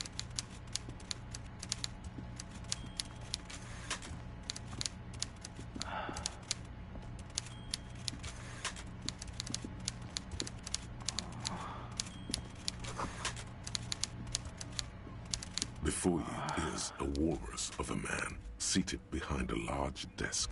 He looks up from his work, not the least bit surprised to see you. With great effort, he straightens himself up in his chair, yet says nothing. He simply stares at you, with a mixture of expectation and impatience, well bottomed. Are you in charge of the dock workers? Welcome, Mr. Dubois, Mr. Kitsuragi. It's good of you two to stop Henry by. Dubois. Please, have a seat. I'm Everard Clare, head of the Debarders Union here in Martinez. I'd offer you my hand, but unfortunately my health prevents me from getting up. You understand? He looks extremely comfortable. The tiny folding chair, on the other hand, looks like a torture device. You go ahead, detective. Whatever he has in store for you, it can't be good, he thinks. I'll do my best. Forget about that. What's with this Dubois stuff? You're getting some seriously bad vibes from that name. Why are you calling me Mr. Dubois? Please, Mr. Dubois, let us converse in a civilized manner, as equals. Take a seat. I insist. It's nothing. Yes, that's probably right. It's nothing. Forget about it. Filter it out. I don't sit. It's kind of my thing. Very well, Mr. Dubois. I respect a man with strong convictions. I, too, have convictions. One of which is that I will not engage with any man who won't face me at eye level. Should you find yourself more amenable in the future, I'd gladly resume our conversation. But until then, I'm afraid I must ask you to leave. You're no Titan of Elysium, buddy. He's got you in a fork. Sit down or leave. Excellent, Mr. Dubois. I can see that you're a reasonable man, and reasonable men can be of great use to one another.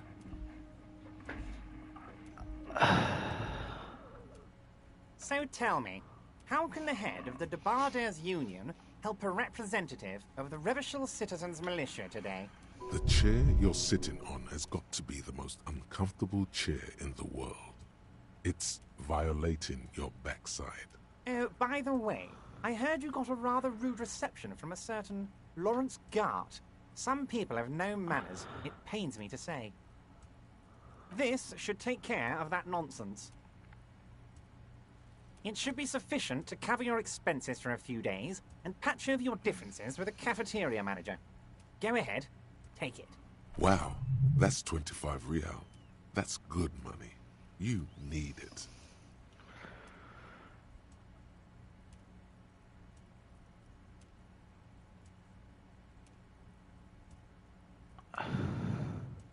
Well, you know Gart? Yes, I know Lawrence. He's a real character. No union man in him. A real piece of work, that boy is.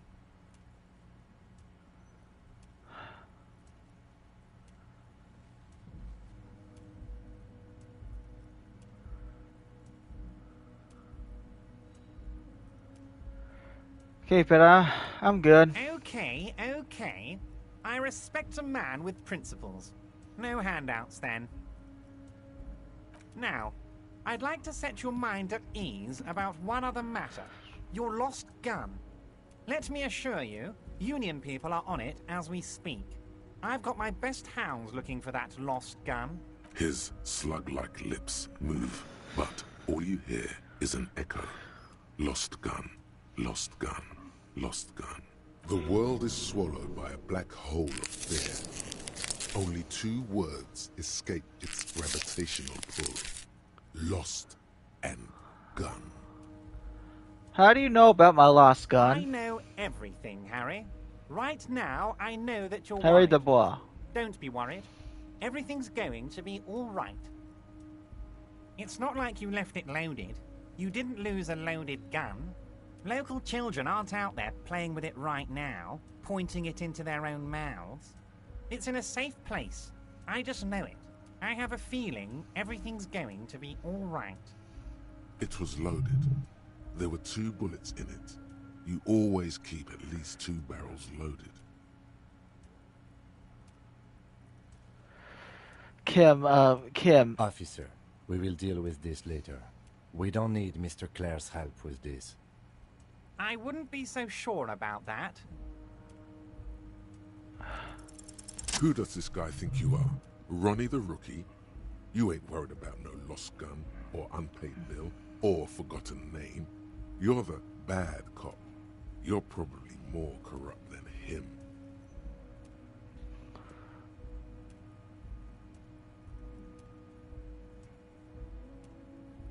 Wait, that's it? That's my point of pride here? Fuck yeah. Remember when you tried the expression on that little minx in the silver jumpsuit? That was you. The fat man seems to be enjoying your rigor mortis grin. He shoots one just like it, right back at you. Good. Now lean in with some corruption. Listen, Everett, pal. We both know what makes the wheels of the world turn. That we do, Harry. Let them say what they will about you and me. We're both born fighters.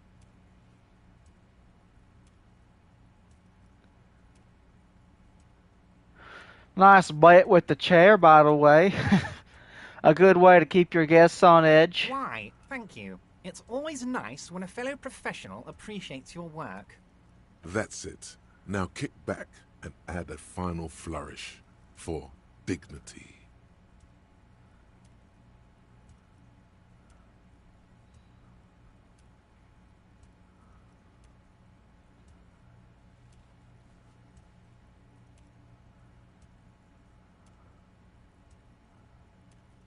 I'm not saying I'm corrupt. I'm rational. You strike me as a reasonable man, Harry. I like that in a law man. Let's cut to the chase, shall we? What can Everett Clare do for you? I think we'd like to ask you a few questions. Don't you think so, Detective? Somehow you managed to get yourself out of this one. Now quick, keep the momentum up. Ask questions.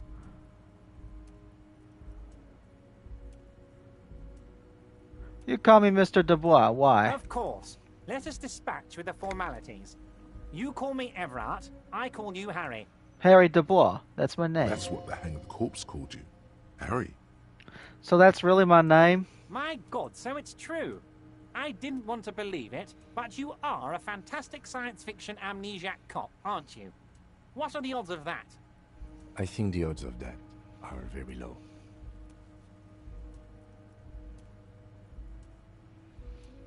My memory is fine. I'm just testing you. Good to hear that, Harry. Apparently my sources were wrong. However, if you did have a spot of memory trouble, I could help you out. With my big fat folder. It's just a brown folder.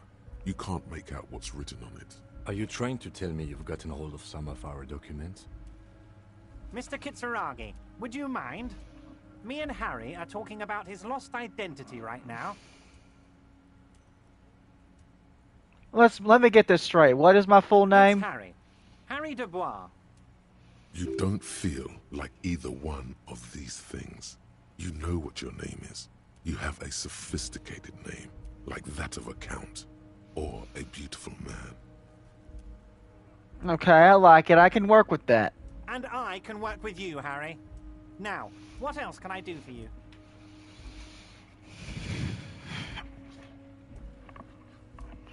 Do you know where I live? Of course, Harry. Your precinct is the 41st and you live in Jamrock. You're a Jamrock boy. A long way from home, but that's okay. Do you know anything about my family? Do I have a wife or kids or... Harry, you're not a family man. There's not one peep of family in here. Unless you think you're a family man. Do you strike yourself as a family man, Harry? You're right. I don't. That's why I like you, Harry. A good man knows both his strengths and his weaknesses, and you, my friend, you are one of the all-time greats. What kind of cop does it say I am? Harry, you're not simply a cop, you're a star. A bright shining star in the drab law enforcement sky, outshining all other stars. You're a superstar. That's what I like about you, Everard. You get me. Of course I do, Harry. And I'm gonna help you shine. I'm gonna put you on all the big stages, your name in giant neon letters. Harry Dubois. He's probably just making a guess based on your recent activity in Martinez.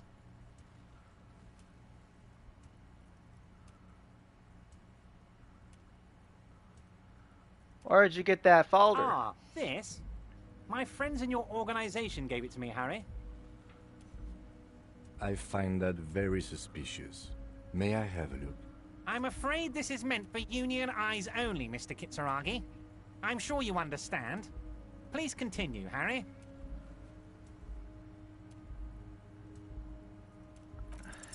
Everard's large hands are covering the folder, but the look on his face says, I know everything about you, Harry. I've got nothing to hide. Oh, Harry. Oh, wow. This is really something. I'm sure it's not that bad.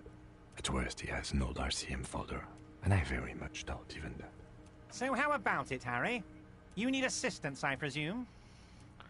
Let's talk of other matters for a moment. Of course, Harry, of course.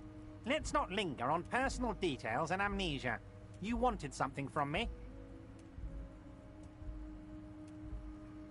Aren't you gonna ask me how I got in? Am I going to ask? Hell, Harry. You spin-kicked my strongest man in the face. I saw it from my window. Would you ask a man like that how he got into your container yard? You don't have a window. It was a figure of speech, Harry. Of course I don't have a window. I'm in a container. Anyway, I assure you, I am a very well-informed man.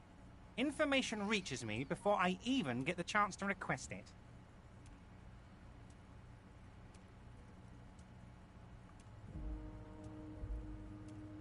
Let's talk about my lost gun. Yes, your lost gun. My best men are on it. They're turning every stone, searching every playground, asking kids, grandmas, everyone. Your gun will be found, Harry. Let me assure you of that. It's just a matter of time and effort. The only way to find it seems to be working with him. He might even be holding your gun hostage. Could he really be holding my gun Who hostage? knows? Only one thing is certain. If you work with him, you're going to get it back. And working with him might be the only way to do it.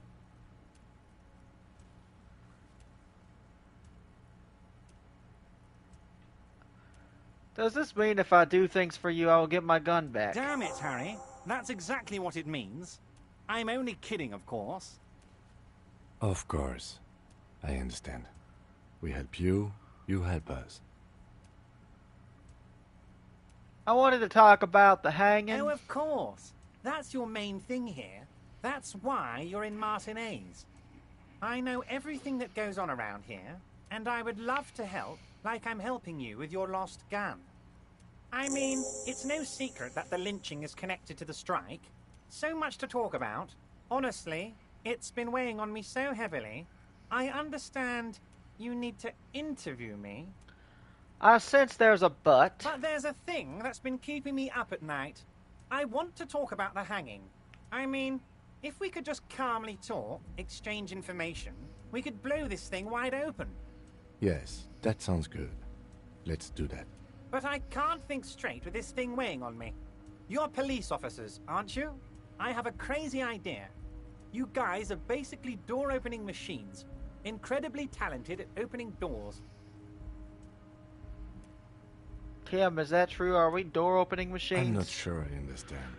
If you're asking us to break down someone's door, it's not going to happen. Come now. I just need you to go open a little door for me and leave it unlocked. A simple thing. Absolutely nothing shady about it. Does this jiggling ooze think he's going to use you? He's got another thing coming. Play his game, son, with your eyes peeled. He's going to slip up, and when he does, you're going to come out on top. Whose door is it? Oh, no one's. It's just a weasel. A weasel lives there. Nothing for you to worry about. What do you mean by a weasel? A loud blabbering weasel. When weasels feel no one is watching, they start acting foolishly. Just go there, unlock the door, and leave it open. It's been such a burden on me, Harry. I just want this to be over so I can discuss business with you.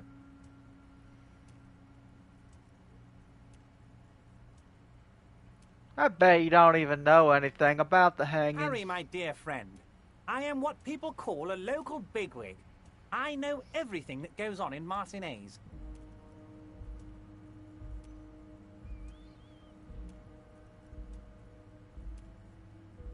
Damn it, fine, I'll look into it.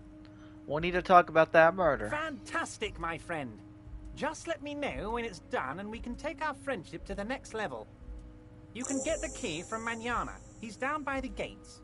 Manana's like a free agent in the Union. Special operations. Hardened socialist. A real free thinker, too. He'll tell you precisely where the door is. One last thing, Harry. Just open the door. You don't need to go in or anything. I just want that weasel to come home and see the unlocked door. I'm told the Union is involved in the local drug trade. What? Harry, how could you say that to me? You know I appreciate a joke as much as any jolly fat guy, but I can't take slander. Are you actually investigating this? No comment. Harry, you wound me, Harry, in the heart. But I trust you to put this to bed. Do what you must, and let's change the subject, shall we? Thank you for your understanding. We will continue to do what we must. You too, Lieutenant. You know, I like you, but you never were my favorite. I'm a Harry guy. I'm Team Harry. None taken. Did we have anything else to do here, Harry?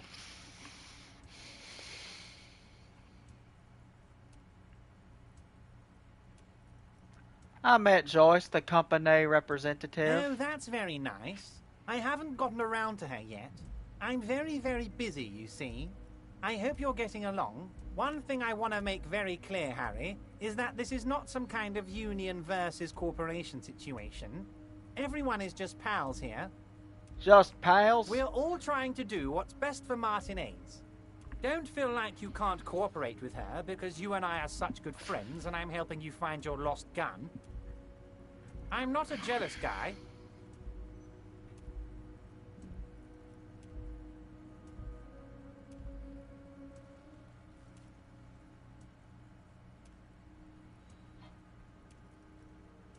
Why haven't you let her in to see you? If she actually wants to see me, she will find a way.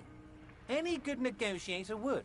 And I just don't have anything to discuss with a bad negotiator. He doesn't want to see her. It's as simple as that. What happened to the previous negotiator, Mr. Galvant? What do you mean, Harry? Nothing. I let him go. He made concessions for the company in previous negotiations. Why would you let an ally like that go? He's an old man, Harry. I wanted him to spend more time with his family. God knows how long he's got left. You called him a midget. Harry, I have little people in my organization. I would never call someone a midget. What is this? Honestly, I'm beginning to think you're a midget, Harry. I'm only kidding, Harry. You're not a midget. No one is. We're pals. Joyce said the previous union leader vanished under suspicious circumstances. Vanished? Harry, the woman left her casserole in the oven and couldn't make it here in time for the voting. Oh, did I leave my casserole on? Better go home and check. The election can wait. When she got back, the whole thing was over. Oh.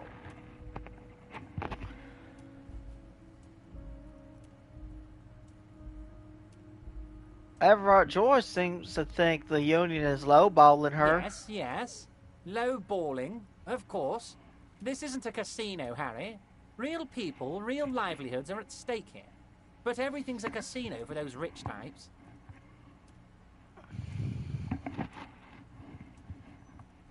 His expression makes it clear. This is childish and irresponsible behavior. Okay, let's talk about something else. Of course, Harry. Let me just assure you one more time. It's perfectly okay to share anything we discuss here with this Joyce. This is a completely transparent organization. I have no interest in what she is doing, but I myself have nothing to hide. Your business is your business, and I respect your privacy. Just remember, none of this is secret. Tell her about all of it. My brother's picture, my singing swordfish clock. Tell her how overweight I am and how I'm helping you find your lost gun. Tell her about everything. Everett doesn't mind. I wanted to go over a couple things about Let's me. hear it, Harry. Of course, Harry, of course. Let's not linger on I'm gonna personal leave details now, and but we amnesia. might talk You again want later. weight. You need this to get in and out through the gate.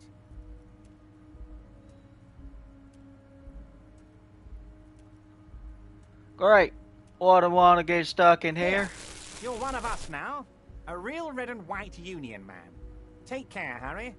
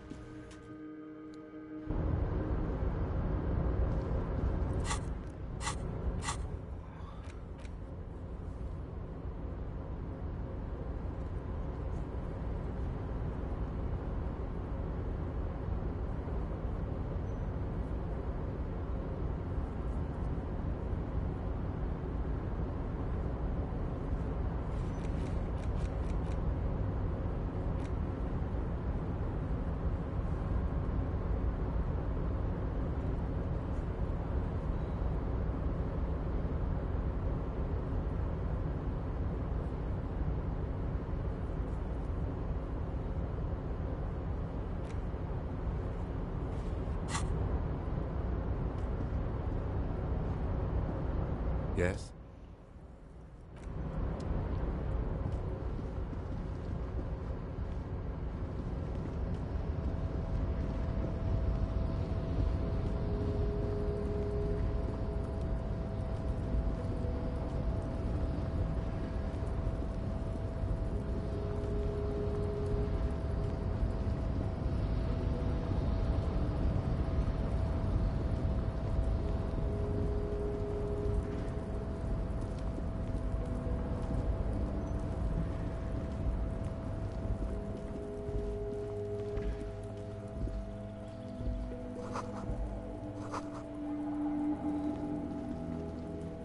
This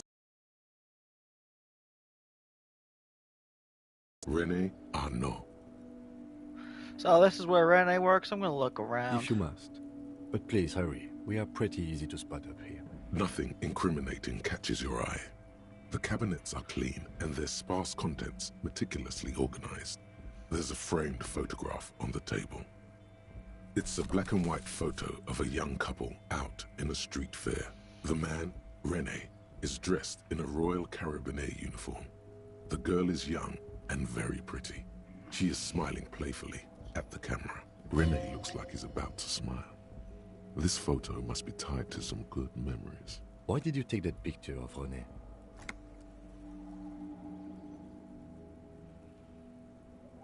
I'm gonna ask him about it. You're really interested in that old soldier. Not sure I understand your fascination, but sure. As long as it doesn't take up a whole lot of time.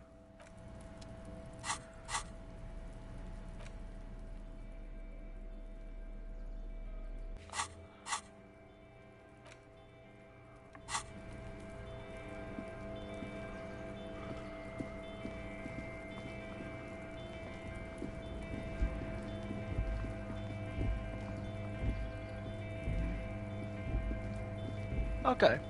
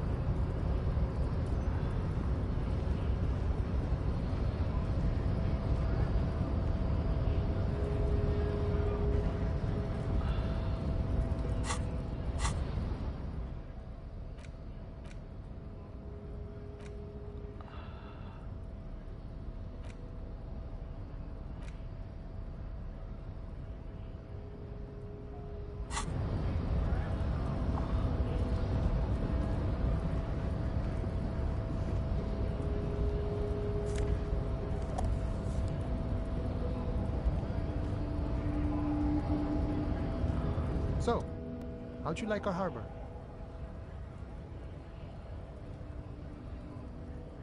Labrar Utopia. It's but a rest area on the path leading across open plains. Labor Utopia. There we go. Right. You talk to the boss, eye to eye, like men of the plain. If you have any more questions, I'm set to talk. Any idea who killed the hangman? The mercenary, eh?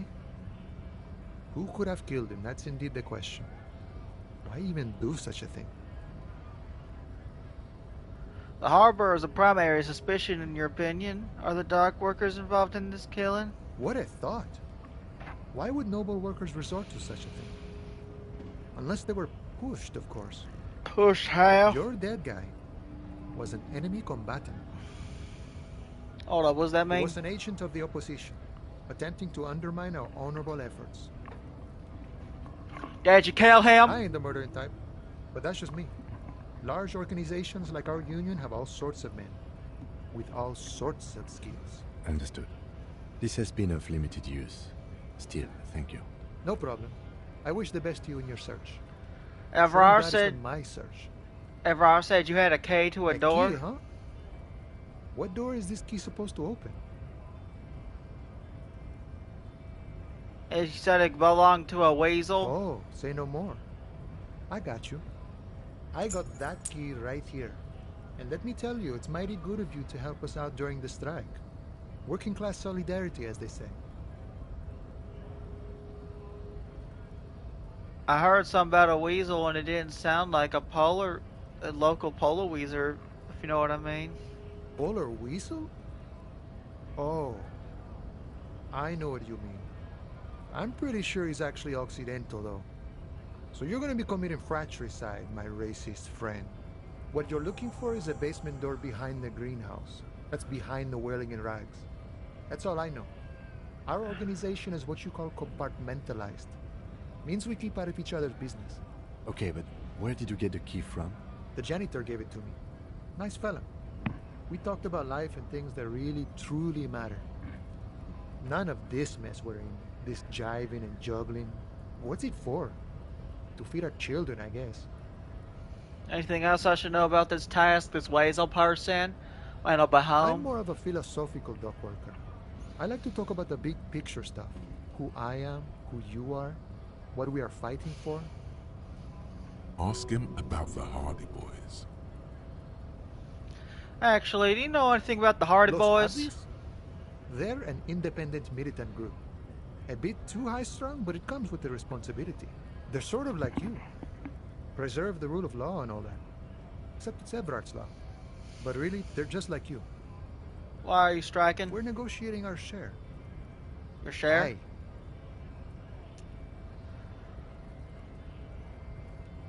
Oh, wait, so not wages or pensions or... This stuff. They already covered.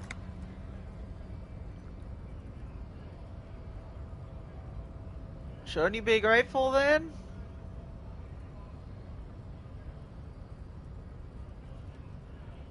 It's a lot more than most people have Never here. grateful. Were we ever grateful, we'd have nothing. You fight for every piece. How large a share would you like? All of it.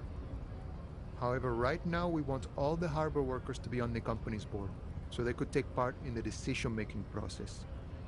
Are you communist? No. I don't think I'm a communist. Seeing something of value and saying I want it all to myself is a much older and simpler notion. No science to it at all. Even a weak child can think it. The only things holding someone back are I can't and I shouldn't.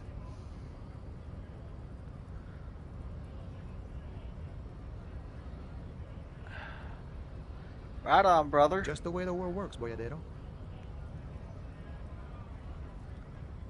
Boss man, Evrar, what can you tell me about I him? think it's best you make up your own mind now that you've met him. In my eyes, he is a capable organizer and a decent businessman. What does boss in the union entail anyway? I guess you kind of get to be the village chief. He oversees the harbor, makes deals with the owners or other relevant parties. Watches out for his own. By that, you mean corruption? By heavens, why would he not be corrupt? We live in a harsh and disordered world, see? And in this world, the old man is corrupt for our benefit, and we know it. Appreciate it even. He is, personally, not too lavish. That desk seemed lavish to He me. is reasonably lavish, sure. That's his prerogative. It's not like you want a saintly demeanor on a corrupt motherfucker. That would be a manipulative illusion. Besides, there are no non-corrupt systems in the world anyway, and moralism is the most corrupt of them all.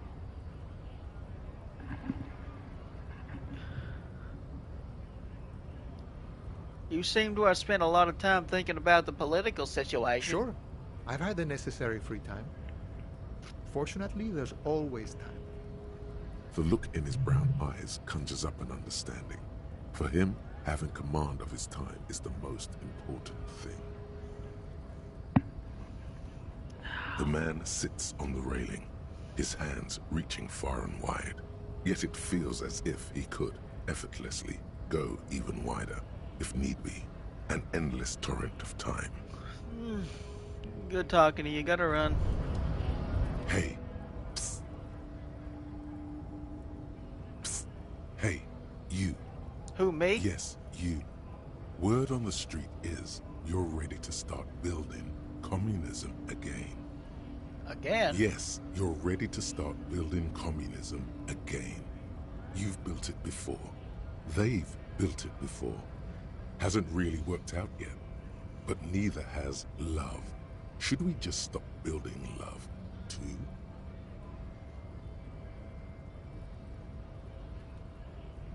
Love has worked out really well for me. I'm a love winner. Good. We need tender men like you building gargantuan communism. Word on the street is it's going to be 10,000 times larger than any communism previously attempted by human beings. Is that right? How come there's word on the street? You keep saying things like, down with the bourgeoisie, eat the rich, sodomize the landowners, impale all people who have more than 25 real in their pocket, literally murder all human beings regardless of their political beliefs. That kind of stuff.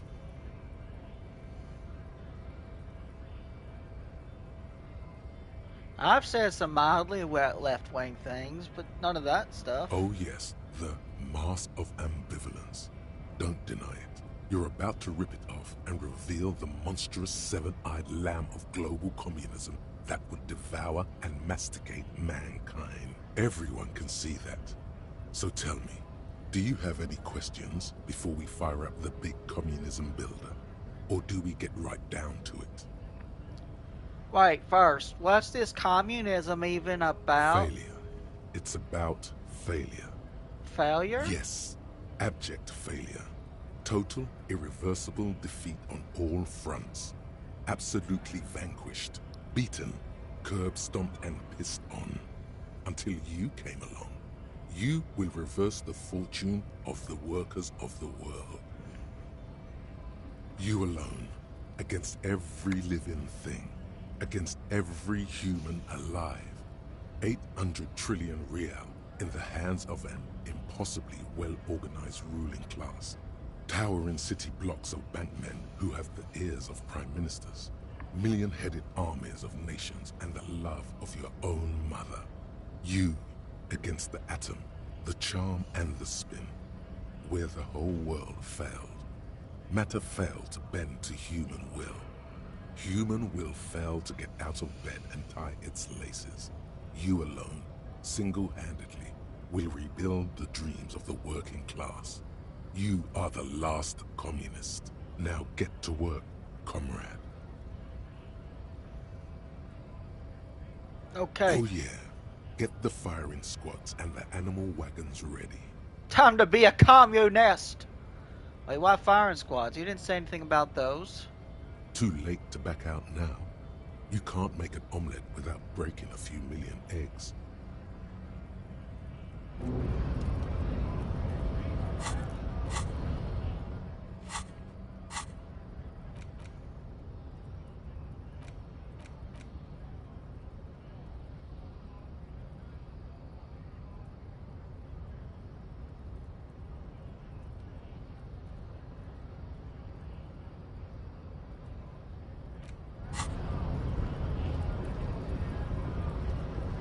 Time to become a communist.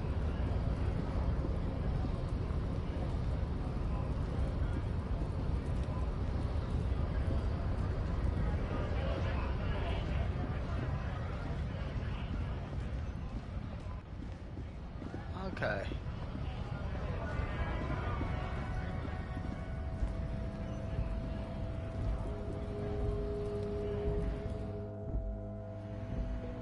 I'm gonna be a communist. Isn't it beautiful? You see several packaged raincoats fill a low shelf. The tear machine.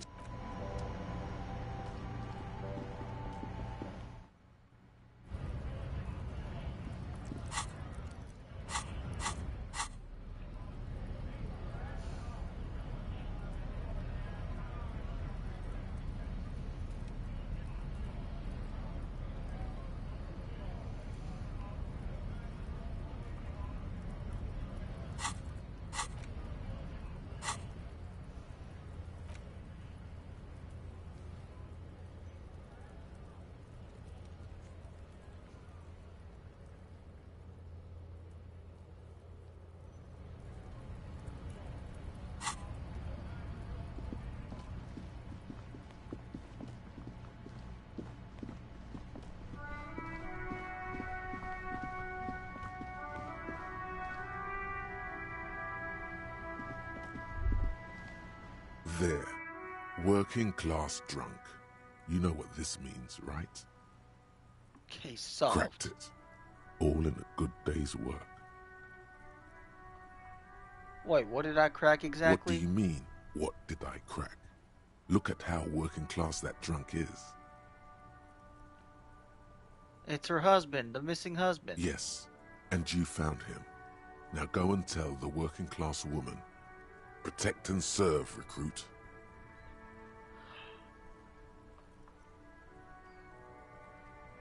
Give me champagne, I'm going in. There's no need for champagne when there's honor, recruit. Go and tell the working class woman what you found, right now.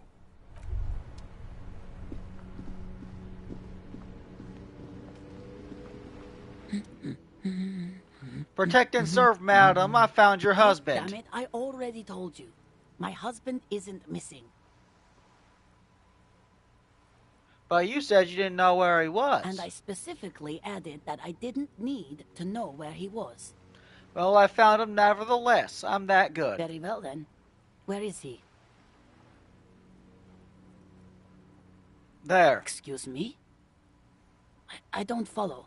There's something else hiding in her voice, though. A trace of worry.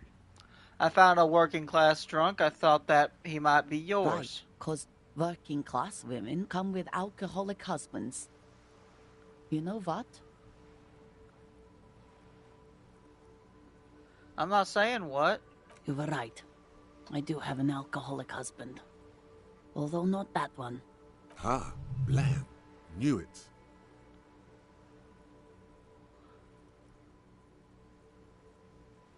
But you told me your husband's alright. I did, and he is. He's also an alcoholic. So is he missing as well? No, he's not. Or maybe he is, I don't know. He's probably in the park, or in Shamrock somewhere. Drinking with his friends. I haven't seen him for...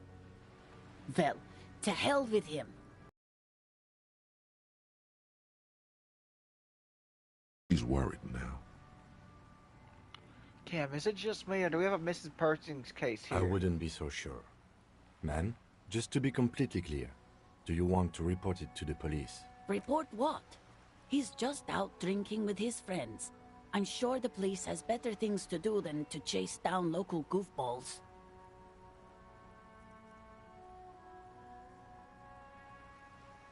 Honestly, I just think missing person cases are mysterious. They're not all they're cracked up to be, officer. Why not? Because people either show up on their own, or you never find them. But isn't that mysterious? I'd say there's nothing mysterious about incompleteness. It's in fact rather unpleasant.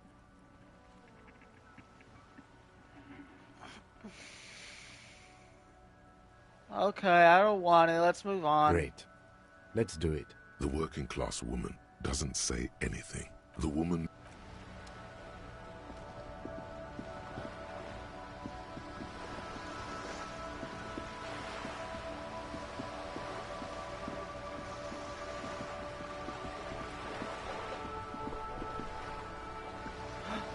The men!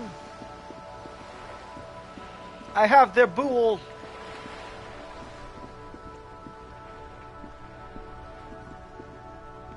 I have really outdone myself. Yes, that's what you need, Gaston. More padding on that fat ass of yours. I hope your heart gives out. René, it's a little pleasures. Life doesn't need to be a struggle. Hello, officer. How might I be of assistance on this fine day? Looks delicious. Can I have a bite of that? I'm sorry, officer, but I really don't share food. Nothing personal, it's just a principle. The only one you have. The sandwich looks like a culinary wonder. Well made and abundant in components. The author sure knew their craft. In addition to the obvious slice of ham, a fat one, you notice a brim of a tomato peeking from below. And is that mayonnaise? Please, man, can I just have a bite? Believe me, officer, I wish I could help you, but I need this sandwich to keep my blood sugar stable. In my age, you need to pay attention to these things. You can barely hear him. The sweet smell of pickles in harmony with garlic butter and marinated onions emanating from the sandwich is driving your mind in a singular direction. Friend, let's just share it. Back off! It's mine! A glimmer of respect flashes in René's eyes. Sorry, officer. I'm sorry. I didn't mean it in a bad way. But the sandwich is mine. I'm not gonna share it. And it's gone. When the dissidents come to rape our country, he hides. But try to get a bite of his dear sandwich and he gets claws? We are a special kind of vermin, Gaston.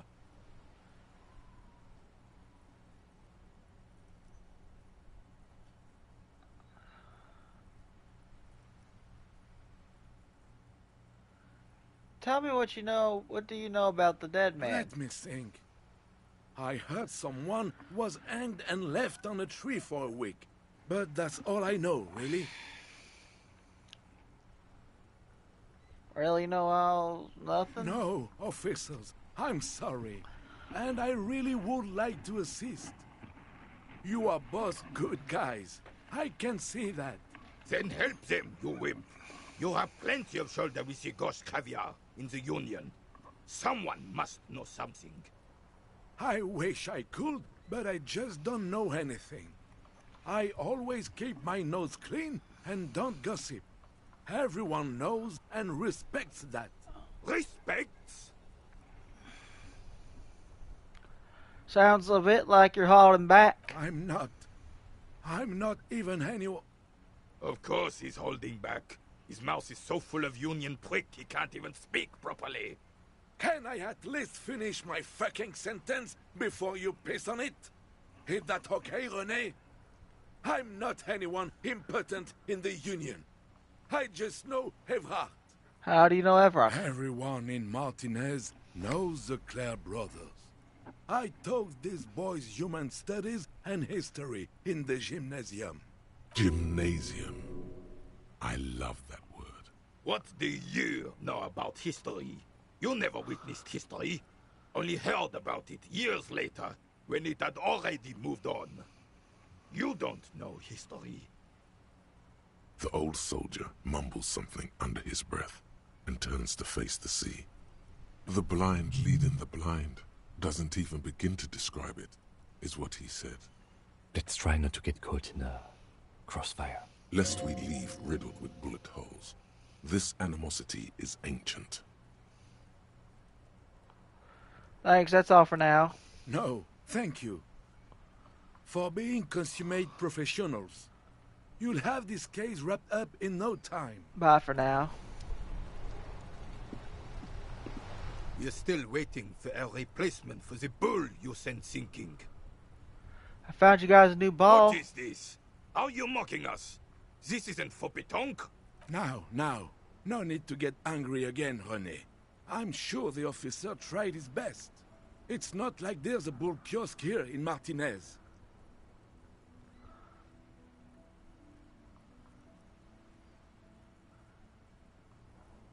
There's not gonna be an alternative. I suggest taking it. That's how it is, huh? Fine. I guess you did attempt to right your hooliganism. Consider it forgiven. He mumbles something to himself. It seems to be a variety of curses.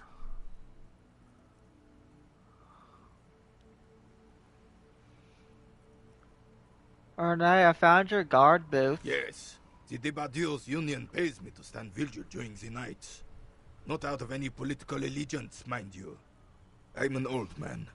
Don't sleep more than a few hours every night anyway, and money is tight. He feels like he has to justify himself for some reason.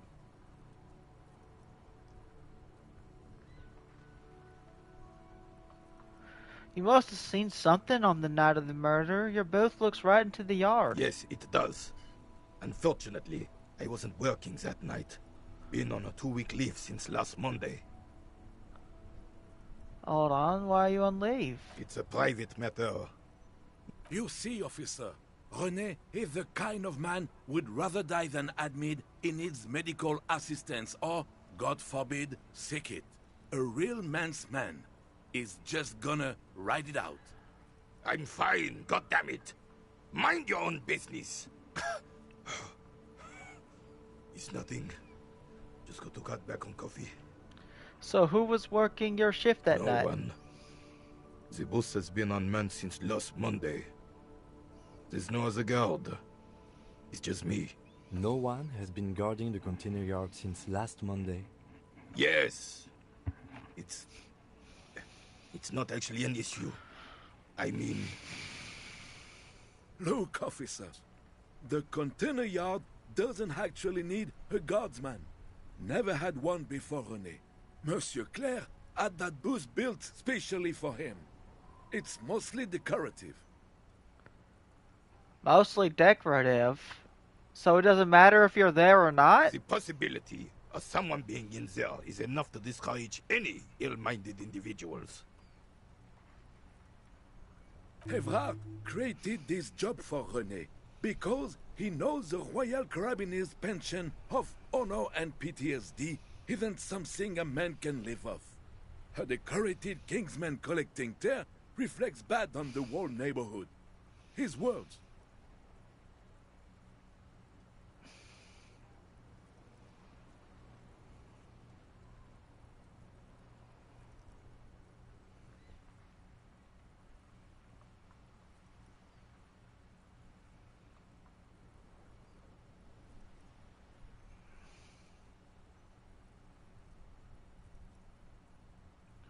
There's absolutely nothing wrong with tear collecting. It's my side thing too. Oh, I didn't mean to imply there's something wrong with that. I do it too.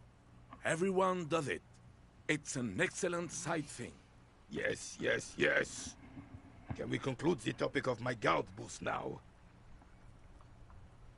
I saw a picture in there. You were in it. You looked happy. Who's the girl? She is nobody. This is none of your concern, and I refuse to discuss my private affairs with the RCM. The lady is Jeanne-Marie Beaulieu, and she sure as hell wasn't a nobody. Got it, thanks. Yes, yes. Like I said, I would be up anyway, so might as well keep an eye out. It keeps my senses sharp. I saw the statue of Felipe III near the roundabout. Ah, yes. King Philip III on his steed. A reminder of what Revachol once was. Oh, absolutely. At the mercy of a cocaine-snorting tyrant who emptied the treasury so he could sleep on a bed of gold. Cocaine? Cocainum? Sounds like our kind of king. And just imagine what kind of cocaine a king would have had. A superpower, feared and respected. A testament to what this country can be under the leadership of a true king.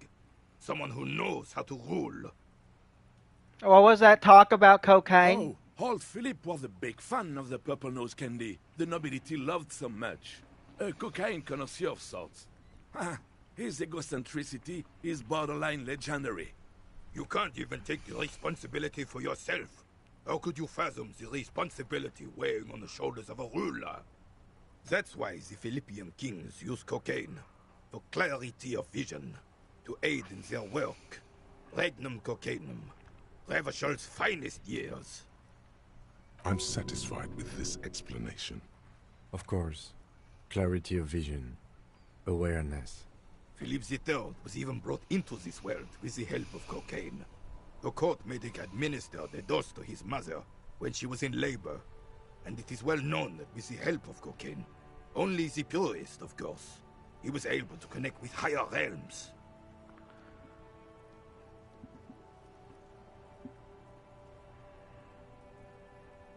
Such responsibility requires a boost every now and then. I sometimes need one too. Please, officer, don't encourage him. Do spare us the cocaine fairy tales. The RCM isn't interested in them. Yes, indeed. We're not here to investigate the drug trade of centuries past. How should a true king roll? Decisively, without fear of offending the sensibilities of the frail and weak-minded. This is something the insurgents never understood.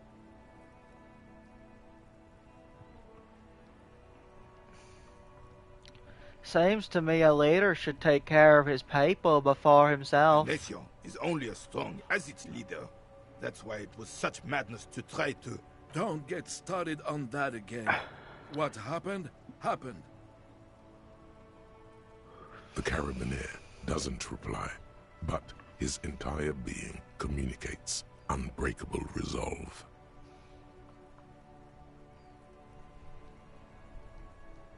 Let's talk about something else. What is legendary about this old soldier that makes him stand so proud? Still, all you see is an old soldier refusing to replace his uniform with a civilian attire. Anything else I can assist you with, You officer? piece of shit! We still have a game to finish. Thank you for your time.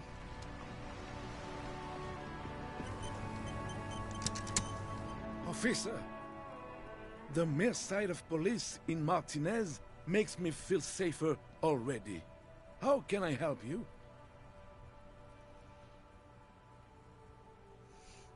You mentioned Jean Marais Baudot. Who is that? Oh, sweet Jenny. She was the finest woman in all of Revachol. Maybe the entire world. Do not defile her memory, Gaston. Let her rest in peace. So you both know her? We knew her, all right. Lived on the same street our entire lives, just 2 houses apart. The 3 of us have been best friends since we were 4. She was René's first girl, back when the prick was 16. They were courting till he decided he'd rather die for some great ideal than just be happy. And then you stole her from me.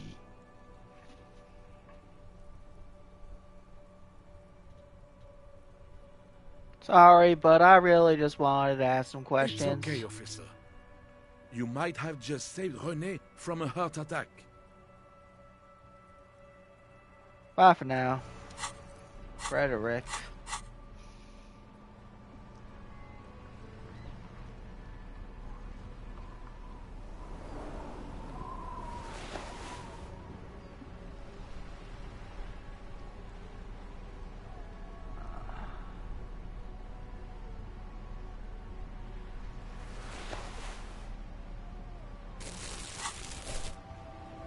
Officer, the mere sight of police... Okay.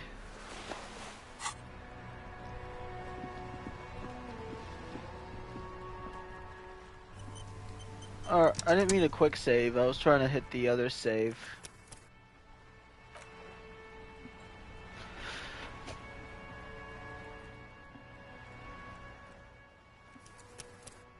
Alright.